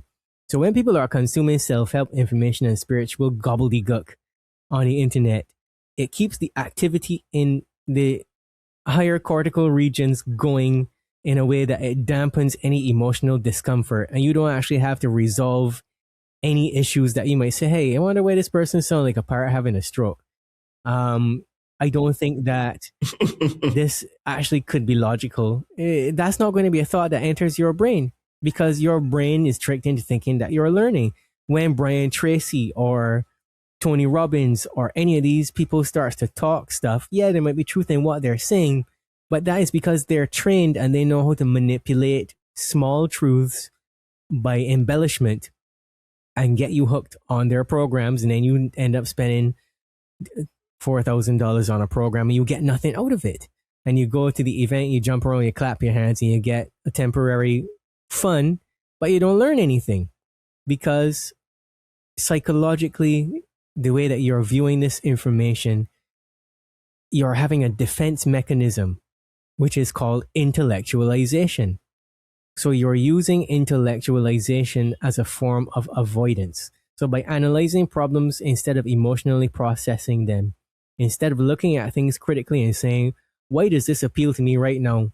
You're going to onboard it, and then you're going to protect yourself from the shame and the grief and the fear of being a failure or feeling rejected or feeling stupid by just saying, hey, you know what? This person said this on the internet and it must be true. Wow. Okay. So friends, we're going to take a short break here to say, if your brain just flinched at something in that case and what Jehan just shared, that's the programming recognizing itself. Hit subscribe, comment below, hit and tell me what hit home most for you. Share this with one person right now. And if you are listening on one of the podcast platforms and you want an ad-free experience, join us on Patreon or Locals. Links are below. Follow us on Instagram at Adriano_246, at the Conscious Man 7 podcast, or Todd Cave on Facebook to see what I get up to during the week and see how I merge fitness, consciousness, and spirituality to help people not only get into the best shape of their lives, but also to level up in other areas of their life. Don't forget to check out the sponsor of our show, The Kembo, at thekembo.com, to get yourself some cool organic pyramids, tower busters, and jewelry, which create orgone energy, which is the life source energy and neutralizes the nasty EMF waves that we're constantly bombarded with. Use coupon code CM7 to get 10% off your order. Now let's go even deeper with Jehan. Yeah, I'm not done. I'm not done with these self-help people either. I wanted to add in something that is very important, because you see, I want people to make good decisions for themselves. As I say to you privately, we don't have time, Todd. People think that where they're at right now, that life is just going to go on and on and on. Meanwhile, we have a prison system being set up around us, and our privacy and our freedom is being taken away little by little by little. And you have people who are well-intentioned looking for help, but then they run into some dumbass on the internet and is selling them hypnosis audios that they got to listen to before they go to sleep, or you got to repeat affirmations, or you just binging on motivational content, or some spiritual Johnny hole that trying to sell you a manifestation routine or some other quick fix. And that is to create temporarily emotional relief sensations. It's not actually going to produce any lasting transformation. And so then people will go and say, well, therapy doesn't work, or manifesting doesn't work, or coaching doesn't work, or this person is a scam or a fraud, or whatever the case is. Because of that, they're just exploiting your desire to get better. And if we don't break our self-sabotaging behaviors, we're not going to be able to have sovereignty when the shit hits the fan shortly from now. I mean, shit is hitting the fan right now. We see what's going on with all of the fear mongering and stuff with the Iran war and the oil and all of this. And we see that the cost of living is increasing. If you can't stop your self-sabotage, you're going to be so scared that you're going to spend all your money and you are not going to be able to think clearly for what is coming next. What the fuck are you going to do when the aliens land? So the issue isn't really that hypnosis, audios, and all these different tools are useless. What they can do is they can support relaxation. They can support some kind of state change if you're working with a therapist, that you're actually working on the deeper issues. They can help you with, affirmations can help you with emotional priming. They can help to prolong a state change. Breathwork can help to put you in a receptive pattern to do subconscious work.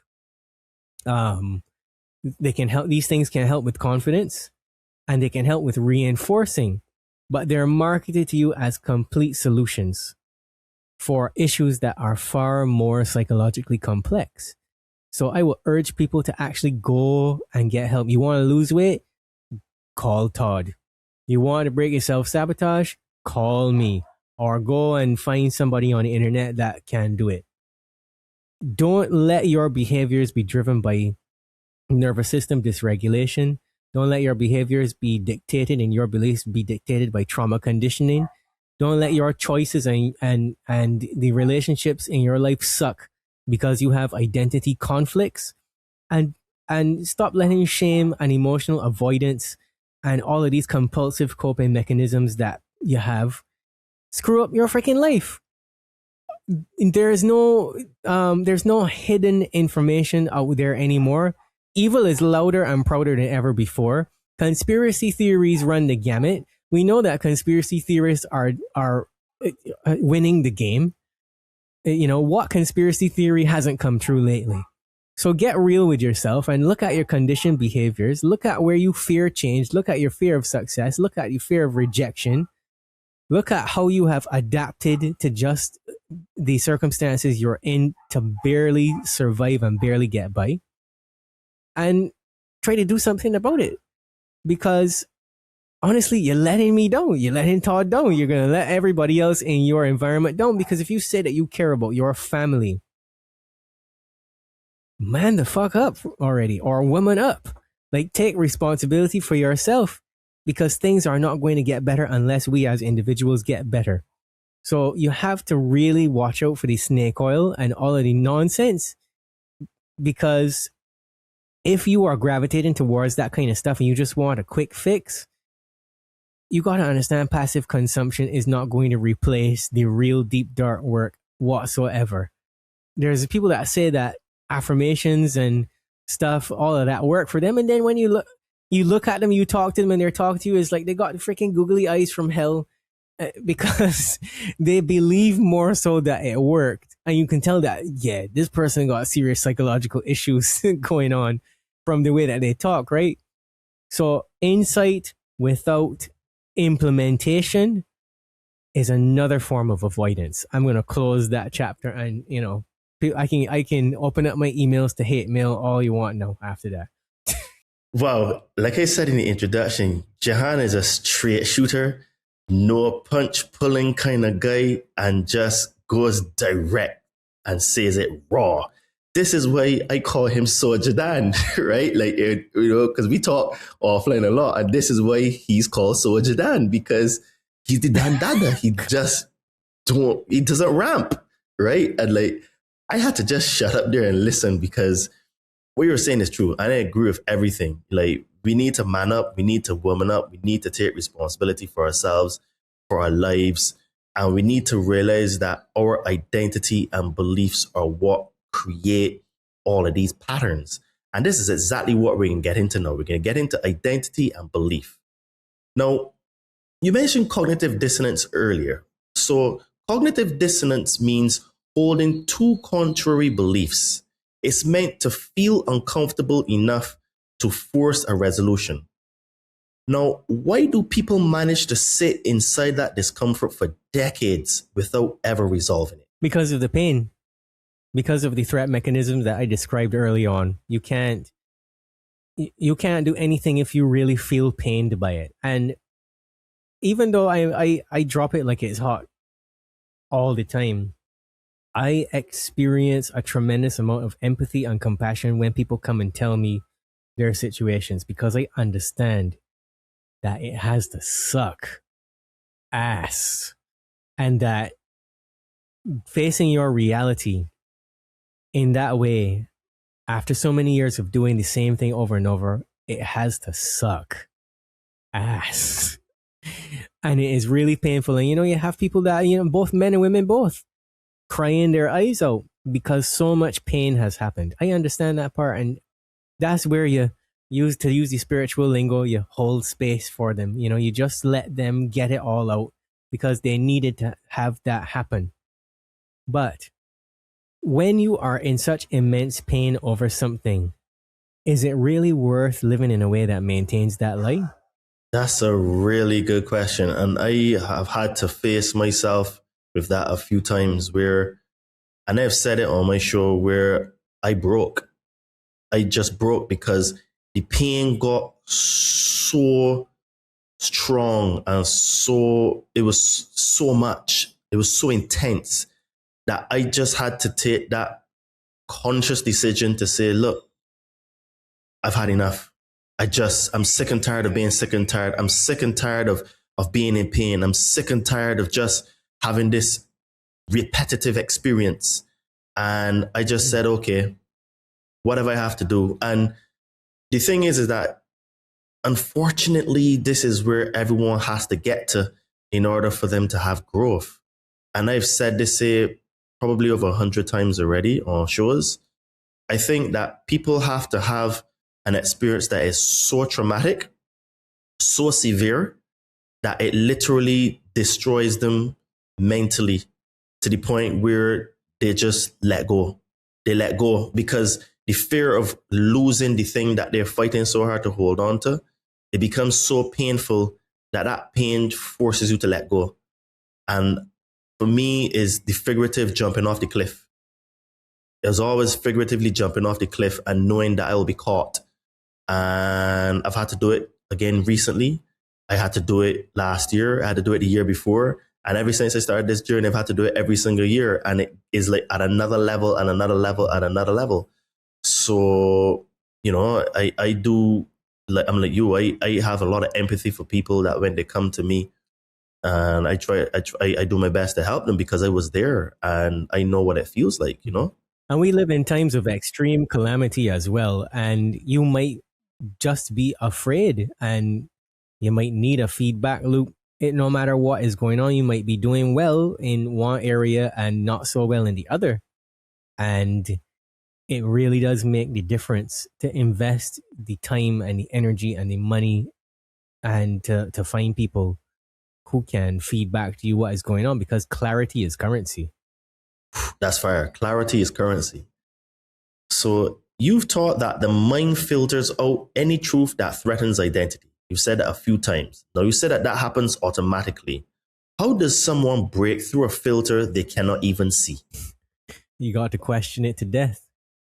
There's no reason why you should be living your life, and your life sounds like I get up at 6 a.m. I already have the coffee on. I walk to the coffee machine. I pour a cup. I drink it. I feel better. I take a shower. I get in my car. I go to work. I work for 9 hours. I come home. I sit on the couch. I watch TV. I'm too tired to do anything else. I just go to bed. Maybe I'm too tired. I don't even eat a good dinner. I just eat whatever microwavable stuff or whatever I have in the fridge. And that's it. And I repeat. There's no reason that you should be living that life. That's not a life. Whose life is that? Whose ideas am I rehashing every single day in my head? Why don't you question the things that you think? I think it is healthy every single day to question the things that I think about, because something can be serving you one day and then the next day you get a different circumstance and you need different information. That's just the way that it is. Yeah, definitely. You always have to keep questioning yourself, because if not, you fall into a religion, which is just a bunch of dogmatic statements that you're not allowed to question, Now, you've said that beliefs are really just beliefs. What are they really? Beliefs are essentially just lies, because you could have a belief that serves you, like I said before, and then the next day something happens and you realize there's something about this belief now that I have to add more information to, or I have to throw it away altogether, right? But a belief is just a survival mechanism. It's not what we think it is. Okay. So the thing is that I have heard a statement where beliefs are what we think are true without actually having the proof to confirm that they're true. And I think that there's a lot of correctness in that statement, you know, because it is like religion. Well, people have a lot of religious beliefs, but people have beliefs based on things they think are true, but they actually don't have any actual facts, you know? And there's why I say to people, you can have your own beliefs, but you can't have your own facts. Now, on the Forbidden Knowledge News podcast, you discussed the cult of psychotherapy. The idea that the mental health industry maybe have a vested interest in keeping people functioning enough to keep paying, but never truly free. Do you still stand by Absolutely, that statement? 100%. No, we are actually, I want to be fair for a change rather than just kick down the wall all the time. I want to be fair and say that there's a lot of people in the mental health industry that are now bringing in spiritual concepts, bringing in psychedelics, bringing in different ways of thinking, learning to employ hypnotherapy and all these other things beyond just the stereotypical talk therapy. And so oftentimes that is what people kind of think of. But we have to realize that the whole thing is put together. It's a psyop. It always has been. Essentially, we got this group, the cult of global disempowerment, as I call them, who create everything. They create all the industries. All this stuff that we have about trauma and whatnot is really coming from in 1947 studies on shell shock that Tavistock did, and all these different things that we really are living under a Nazi regime when it comes to our mental health, because those are the people that came up with it. They study us like lab rats and they try to tell us what's best for us. This is why oftentimes you will see that the old wisdom is getting erased. The older ways of thinking are getting erased. And the solutions that the cult of psychotherapy suggests sounds like a bunch of pussy bullshit. It sounds like shit that our ancestors would never ever agree to. And they would be like, yeah, that's pretty gay. They would be like, we are not doing that. That is not going to lead to anything. Like the way that people treat their children. Little Timmy, tell me your truth. And you're on the floor laying down on the ground and your kid's throwing a tantrum in the middle of Walmart or whatever. And what you really need to do is pick the child up and take it the fuck along. You have to let it know that that's inappropriate to resolve every problem like that. But, you know, they have these things now where people are telling their children that any reaction is a good reaction. And so the child isn't learning to self-soothe. They're learning entitlement. Yeah, you know, I'm reading a book right now, and the author made a very similar point than what you're saying, that when children are born, you know, there is a degree where you have to comfort them in order for them to get to sleep and stuff. But there has to be a stage of development where instead of you stop shaking them for them to realize that they can go to sleep on their own. Then you have to take the pacifier out of their mouth so that they can be able to regulate their emotions themselves, to be able to have like autonomy, really, instead of being dependent on something. And then this ties into now how you parent, where you would have to tell them, well, no, this behavior is not appropriate, right? Instead of just letting them come telling you, where the tail is wagging the dog here, where the kids are telling the parents how they want to be parented. And this is like some sort of like inverted sort of way that we see modern parenting now coming along, where you're seeing kids are very rude to their parents. Some kids are swearing at their parents. Some kids are like divorcing their parents and all kind of madness like that. And it's actually insane the way these things are transpiring at the moment, you know? You see, we've come so far from traditional values and morals.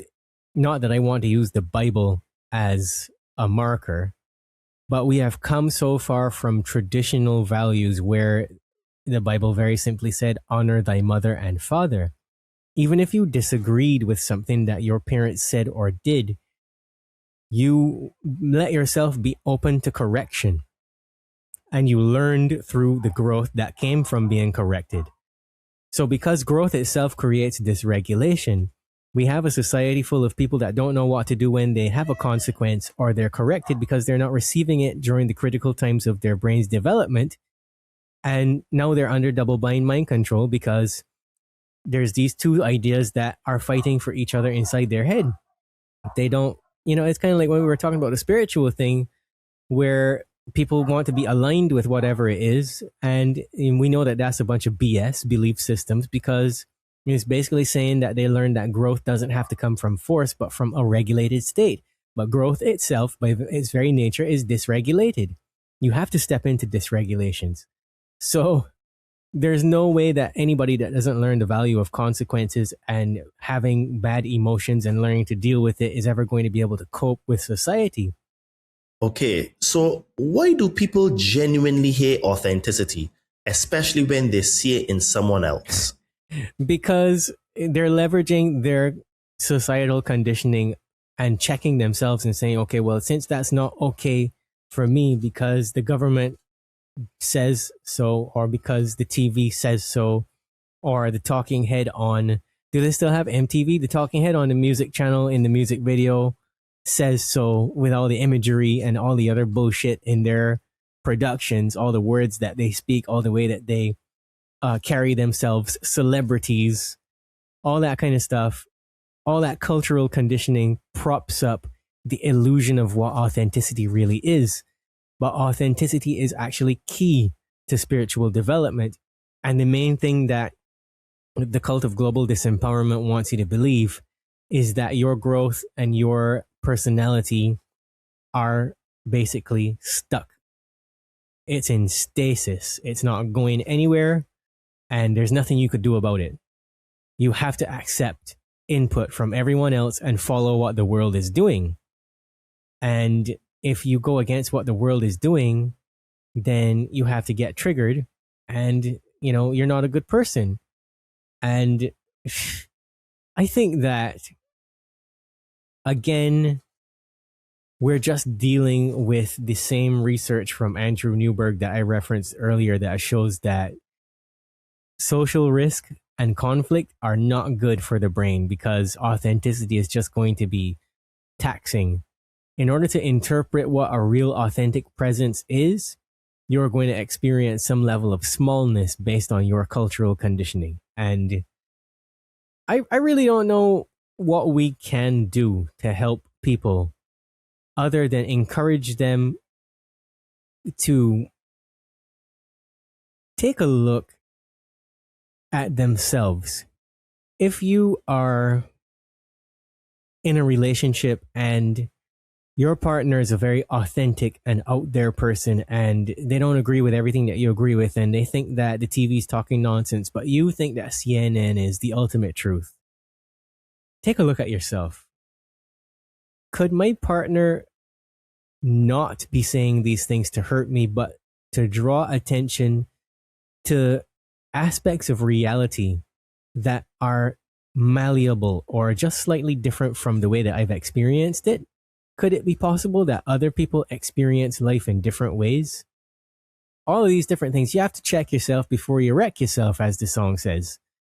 So, again, this desire to stay with the herd and understanding that, let's say, for example, you're a Christian. You're praying all day, and I'm not attacking Christians, by the way, so don't get your knickers in a bunch, my Christian friends. If you are praying all day and everything that you pray for is about benefiting you, it's about me, then you got a problem, because you think that God is just there to do your bidding. But it's the other way around, because then you may find yourself in a position where there's war or a mass shooting or whatever thing is going on. Real people lose their lives. And you just wave your fist at the sky and you say, God, how could you let this happen? And God is there like, buddy, but I gave you a fragment of my consciousness and put it inside of your body so that you could do certain things on my behalf and you wouldn't do it. So are you praying, whether you're a Christian person or a spiritual person or whatever you worship? If you worship fucking Googa Mooga, are you saying, dear Googa Mooga, help me to see myself? Is that what your prayer sounds like? Is that what your prayer life is like? If you are not seeing yourself, then everything else that you see is going to look like bullshit. True. I realized that through my journey that in the beginning, I used to be looking at everything for myself, but now I am like, how can I add more value? How can I help more people? Help me to overcome certain beliefs about myself that are inhibiting me from helping people more, right? And it has to be service of others instead of service of self. And I think that this is one of the biggest sort of like blind spots that we have as a human race, where we always think about everything is about I, and me, but we're forgetting that there is a we. You know, we are in this together. We are the human species. We are the human race, and we need to help each other. So I completely concur with that statement, where like we need to take the I out and put in the we and us. If not, we're not going to be able to push back against this global cult of disempowerment. The cult of global disempowerment. Disempowerment. And you know, I would like to leave people with some things to think about that are rooted in some kind of solution.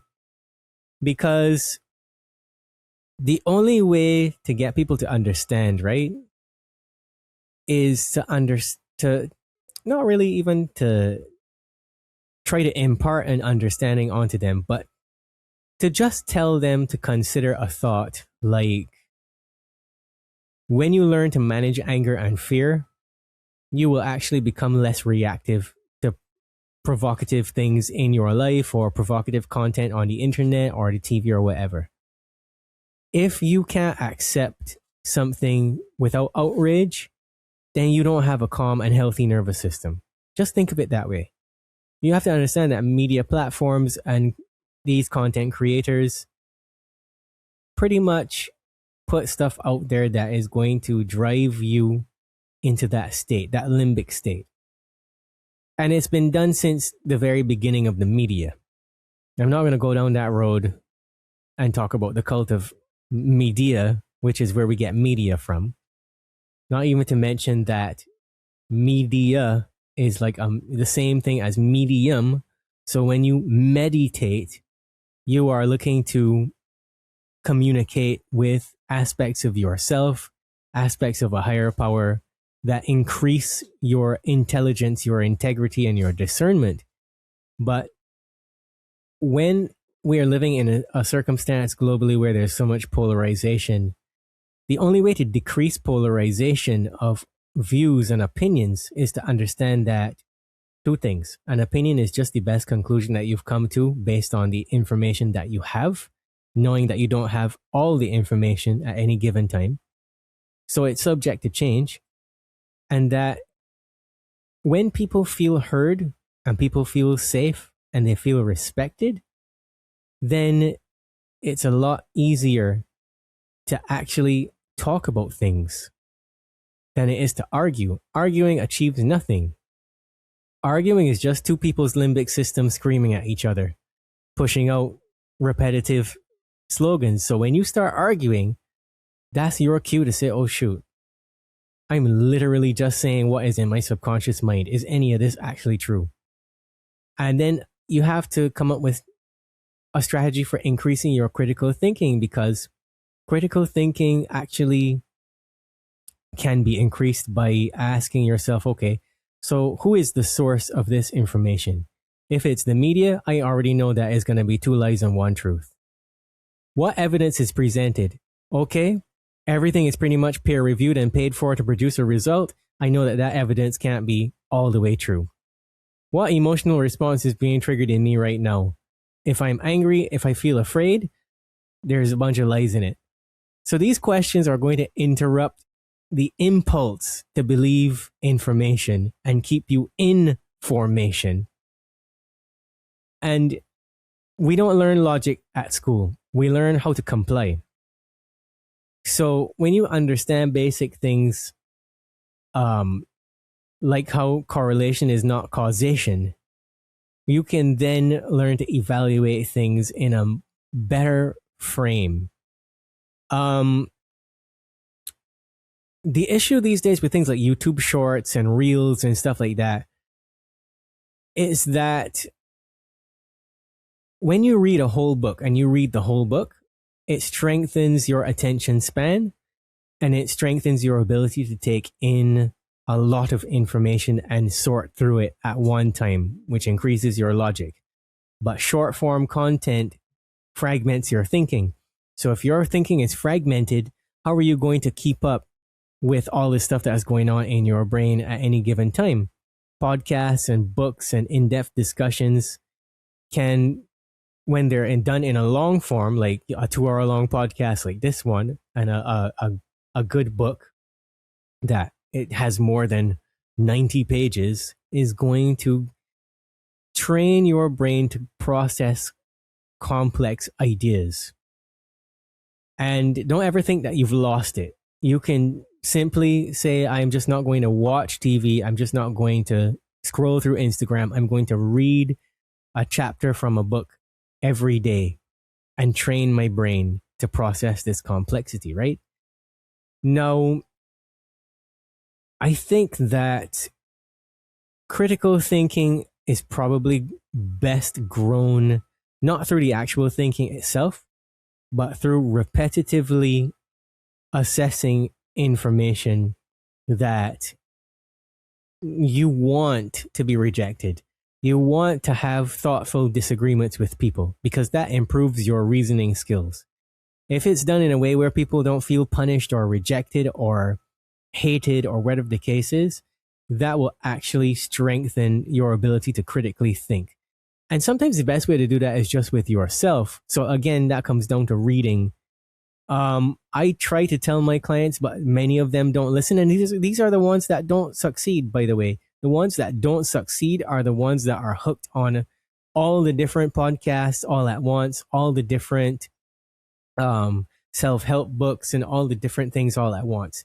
You need to take one book that your coach gives you because your coach knows why you should read it, because there are insights in this book that you need to extract and apply to your life and change your emotions and your thoughts. That's the reason why you get it. So when the teacher is speaking and the teacher repeats itself, it's for a reason. It's because there's a lesson there. The same goes for your therapist and your coach. When they give you information, apply that information to a T. Don't question it, just do it. I'll give you an example. Todd has given me information on fitness. Now, I lack a fitness coach because my fitness coach, she died. So I don't have anyone that I can turn to for help except for Todd. I asked Todd, I want to get more muscle. Todd said, increase your protein. I said, okay. I increased my protein. I said, Todd, I want to get a wider back. Todd said, all right, you got to do bent over rows to get any width. I said, okay. He said, do pull-ups. I said, okay. I just did it. I did not put how I felt about the information first. I put the instruction first. And I executed on it. Later on, my mind connected the dots because I could see the results. And I said, okay, so this is why this works. This is why this particular meal plan, this particular workout plan works for my situation. When your coach is telling you to do something, you just do it. When you read a book and it has good information and you apply it, you will understand, you will get your own insight. That is what we call wisdom. Knowledge is just pure shite. Knowledge does nothing. There's a saying that knowledge puffs up. It inflates you, but it doesn't achieve anything, right? So there is a lot that you have to understand. And the reason why I tell my clients, stop taking in content and just focus on the instructions I'm giving you and just focus on the things that I am telling you. Don't even listen to my podcast. Just listen to the things that I tell you to listen to. Just read the things I tell you to read. Just do the instructions I tell you, and you will get to the other side of your problem. And that is also how you improve discernment. Discernment improves when people are able to slow down their information intake. So by reducing constant scrolling and basically consuming so much content, looking for answers all the time, what's going to happen is you're going to see more of yourself in the situation, more of yourself in the application of the new information your coach or whoever gives you. And then your attention will focus on the quality of understanding, and things are going to happen to you spiritually. Things are going to happen to you rationally. Things are going to happen to you emotionally that are different, where you get your own wisdom. And that is why wisdom just can't be handed to anyone. You have to learn by doing. There is not any more simple than that. I'll give you an example. I have had 2 or 3 clients in recent times that were very resistant to change. They just want to stay in the narrative. I couldn't trust them. And what they were doing is they were just listening to more and more self-help content, almost as if what I was telling them wasn't true. And in comes Josh. Josh is a 19-year-old kid. Josh was having anger issues, abandonment issues. He felt abandoned by most of his family members. He was creating these abandonment and attachment wounds in his relationships and in his friend circles at school. He was getting into fights, getting kicked out of school, all these different things. Josh came to me at such a low point where he just said, "Sir, I am going to do anything that you tell me to do." So I told Josh exactly what he needed to do. I gave him some hypnotherapy. He went away. He came back. He said, "Sir, I got into trouble again, but I realized this time that I wasn't following exactly what you said to do. I let my emotions get the better of me, and I ended up acting on impulse again." So I said, "Okay, Josh, I can fix that." Poke around in his head, find a bunch of stuff. He forgives a bunch of people. He does a bunch of other things, discards some toxic emotions, discards some beliefs in his mind.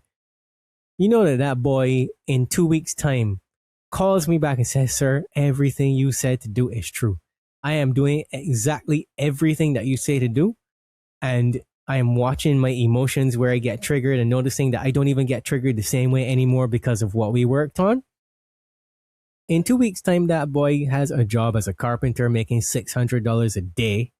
He is enrolled in school for next semester to get, he wants to start a business centered around agriculture so he can make more money.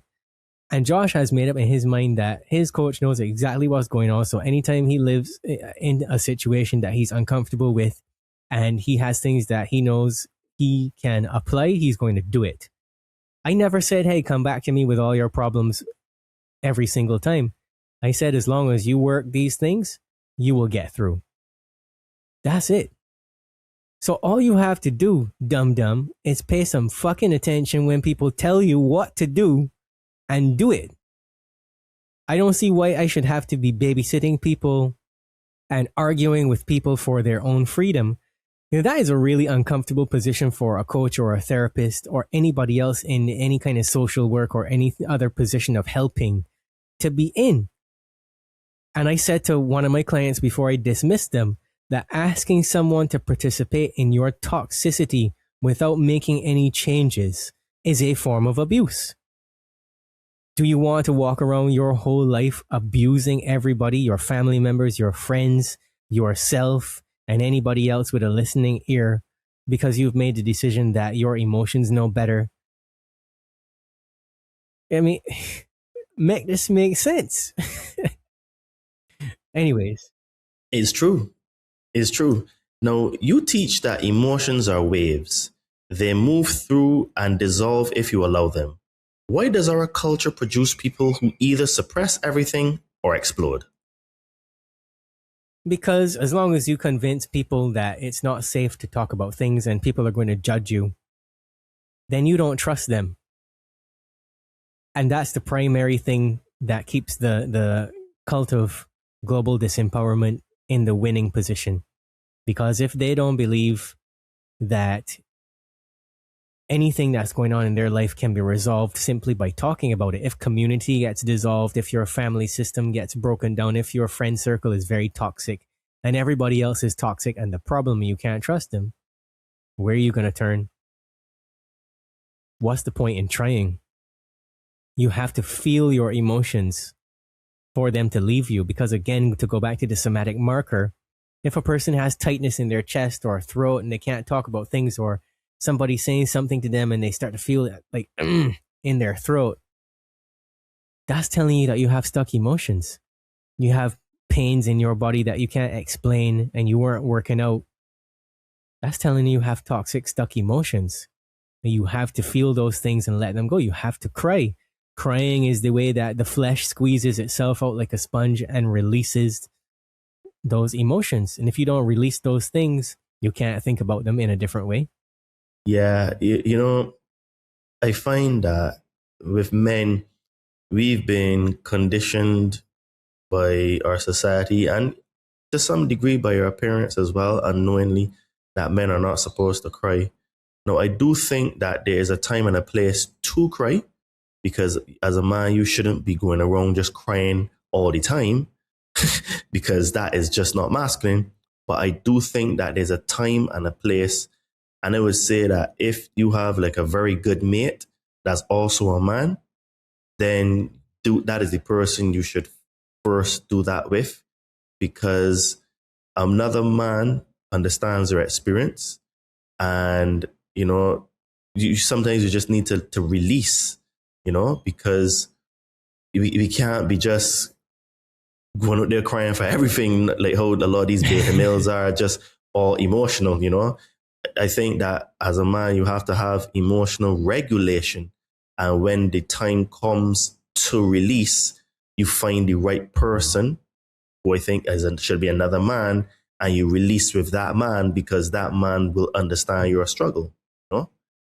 Now, you teach people to change internal dialogue, clear harsh emotions, like you said with Josh, and delete information from the subconscious that does not belong to them. What does that process actually feel like for the person sitting with you? This word empowerment gets thrown around a lot, but there's something that happens in the person when they self-realize. When I ask them a question that gets them to think about their common thinking patterns in a different way, and they go, oh shit, I was really thinking about this 2,500 different ways that were the wrong way just to avoid looking at this one thing over here. And they go, that is really empowering. I just don't even know why I didn't do that before. And I guess it's because it hurt so much to try to do it. So essentially, it feels like empowerment for that person. When a person actually experiences it for themselves and they realize, hey, you know what? I can actually do better. Because it is the emotions of feeling like you can't do better when you've tried over and over again that keep you stuck. Right. Okay. Now, you've explored brainwashing, propaganda, and you've even mentioned the Tavistock Institute's influence on our culture in this podcast. At what point does the system's programming of us end and our personal responsibility begin? At one point, from day one. From the time you pop out of your mother's womb, it is your responsibility to deprogram and assess the situation. But the system is set up in that way that you don't, right? So if you're just a kid, you're just trying to take in all of the programming and conditioning to help you survive. But when you get to a certain point in your life and you realize, I really hate working this 9-to-5 job. Why is that? Why doesn't this in my body feel natural and normal? Jump straight the fuck down that rabbit hole, B. That's how you learn, by questioning common information in your environment, whether it is your home environment or the outside world, whatever is going on, question it. Otherwise, you are just continuing to reinstall the same old stuff that's going on. And honestly, there's nothing to fear.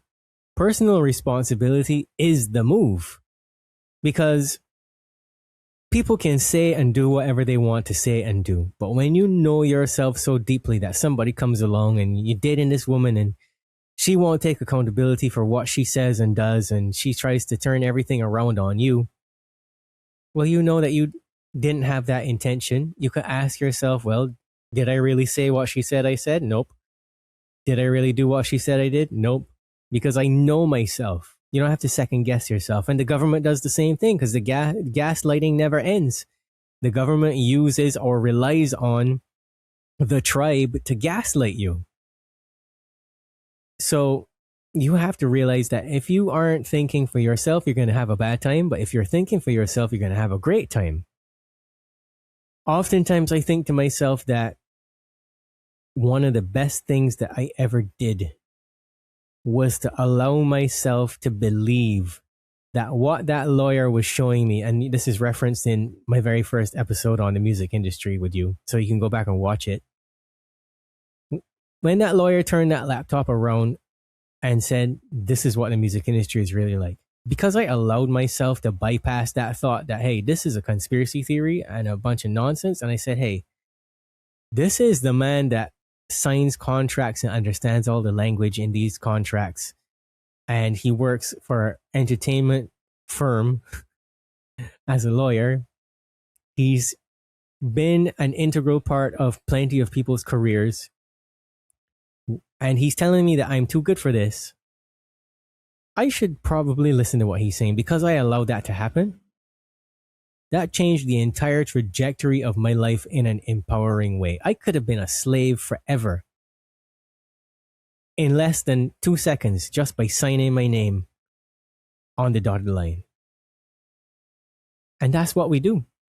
That's just a metaphor for real life. As long as we give away our consent and our personal authority in the sense of who we are to some external force,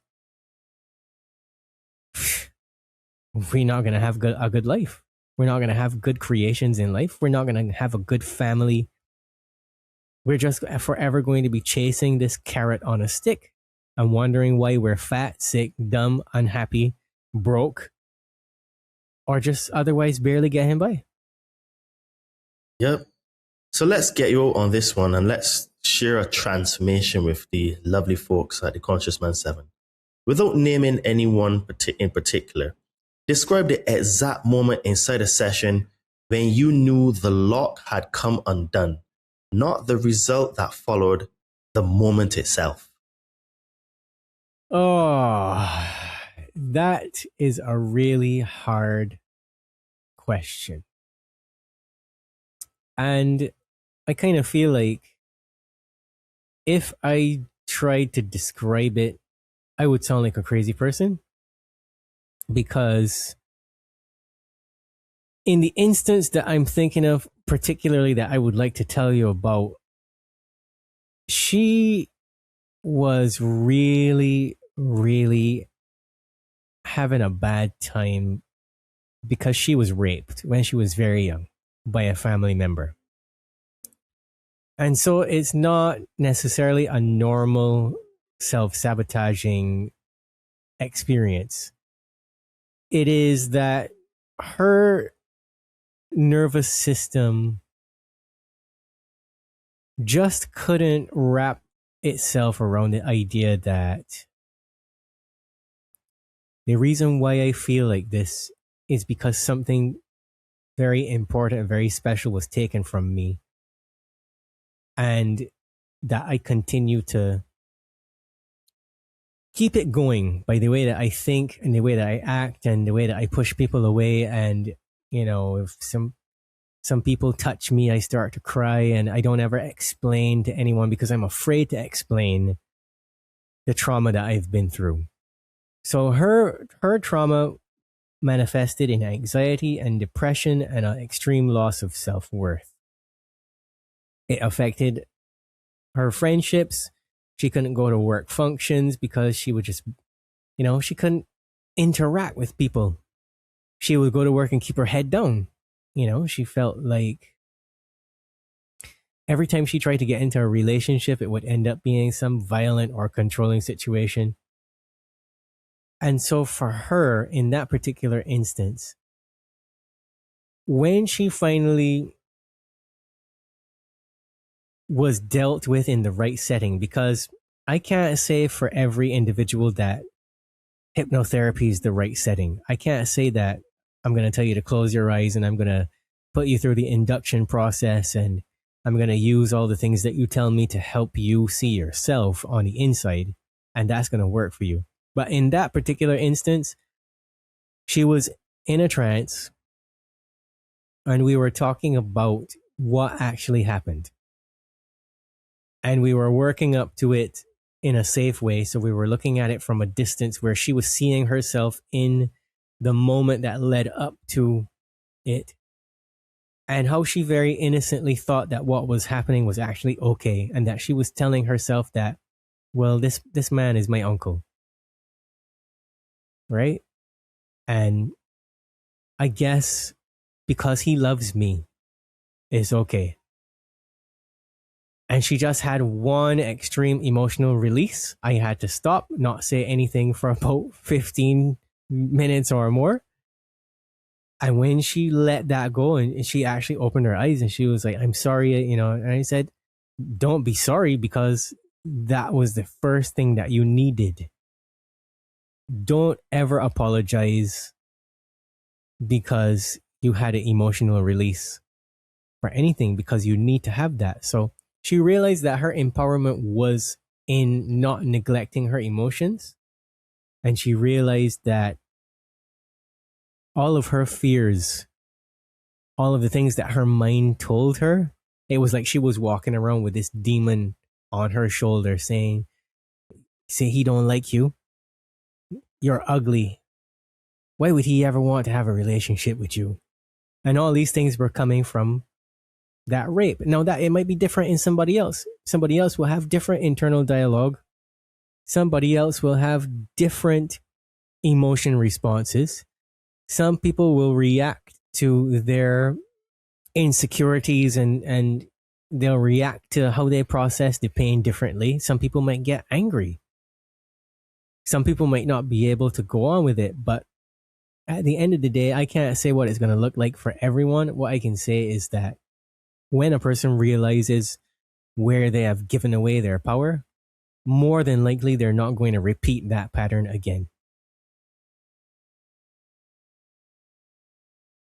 Wow, what a story, my friend. That is absolutely, I think that there's some people that are listening to that will definitely resonate with that, because, I hear a lot of stories like that, which before doing what I do, I thought was not so common, but they seem to be a lot more common than, we know, because like my sister always says to me that, but because you are one of the guys that wouldn't do things like that, you don't really realize that these things happen a lot. Because for me, a thought like that would never enter my mind, So I guess because that's not in my paradigm, not that I don't think it happens, but it seems to happen a lot more than I thought it would happen, which is my point, Well, I'll tell you what, trauma is common, and that is exactly the reason why you need to become an uncommon person.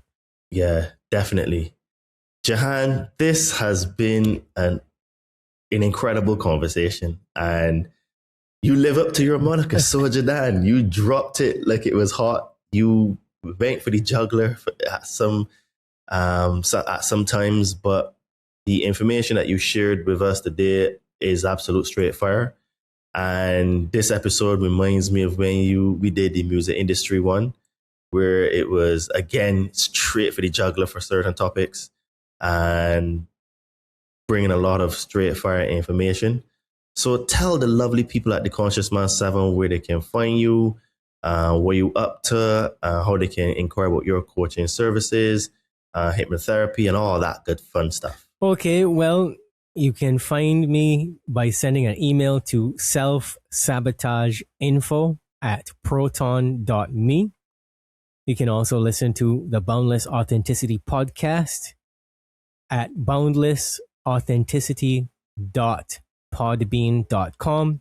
It's on Spotify, Apple, pretty much everywhere. Everywhere you could think of, you will find it. I also have a secondary podcast for people who feel like they're a little bit strapped for money. It's called Why You Self-Sabotage and How to Heal From It. That is on Spreaker and Spotify. That is like my gift to every person that wants to understand why we self-sabotage. And in the episodes, there are a lot of questions that I ask, and there's like little mini work sessions that you can go through to actually try to unpack some of those things, because a lot of the time when you go to a therapist or whoever, you're actually making it easier on them to help you when you come prepared with the ideas and the things about why you self-sabotage and why you can't change things.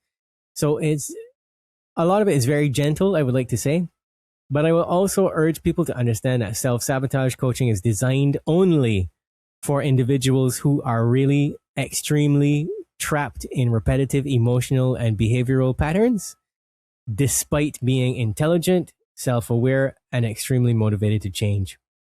Some of the most intelligent people in this world are the most programmed out there, and they self-sabotage the most. So don't ever think that you are more aware than you really are. And if this sounds like you, if you are overthinking and you struggle to take consistent actions, if you are sabotaging relationships, opportunities, your health, or your business, if you are experiencing anxiety, panic, shame, if you're avoiding, if you have emotional overwhelm, you need to call Solja Dan. If you are repeating destructive patterns, even after therapy and coaching and personal development work has been done, you need to call Solja Dan. And especially if you feel stuck in a crisis situation and you have this disconnect between who you think you are and who you want to be, or who you feel like you could become, and you're struggling with procrastination and emotional reactivity and perfectionism and comparison, fear of failure, fear of success, all these different things, self-sabotageinfo@proton.me. I'm on Instagram at Boundless Authenticity. I have a private Facebook group. If you email me, I can send you the link and you can join if that's your thing. And yeah, just I'm not hiding. Okay, and all the links to everything Jehan, aka Solja Dan, will be in the description of this podcast.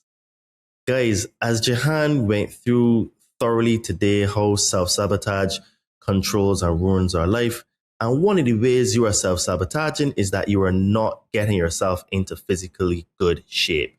You keep eating puka pies, Doritos, Cheetos, drinking loads of alcohol, and getting yourself fatter and fatter every year.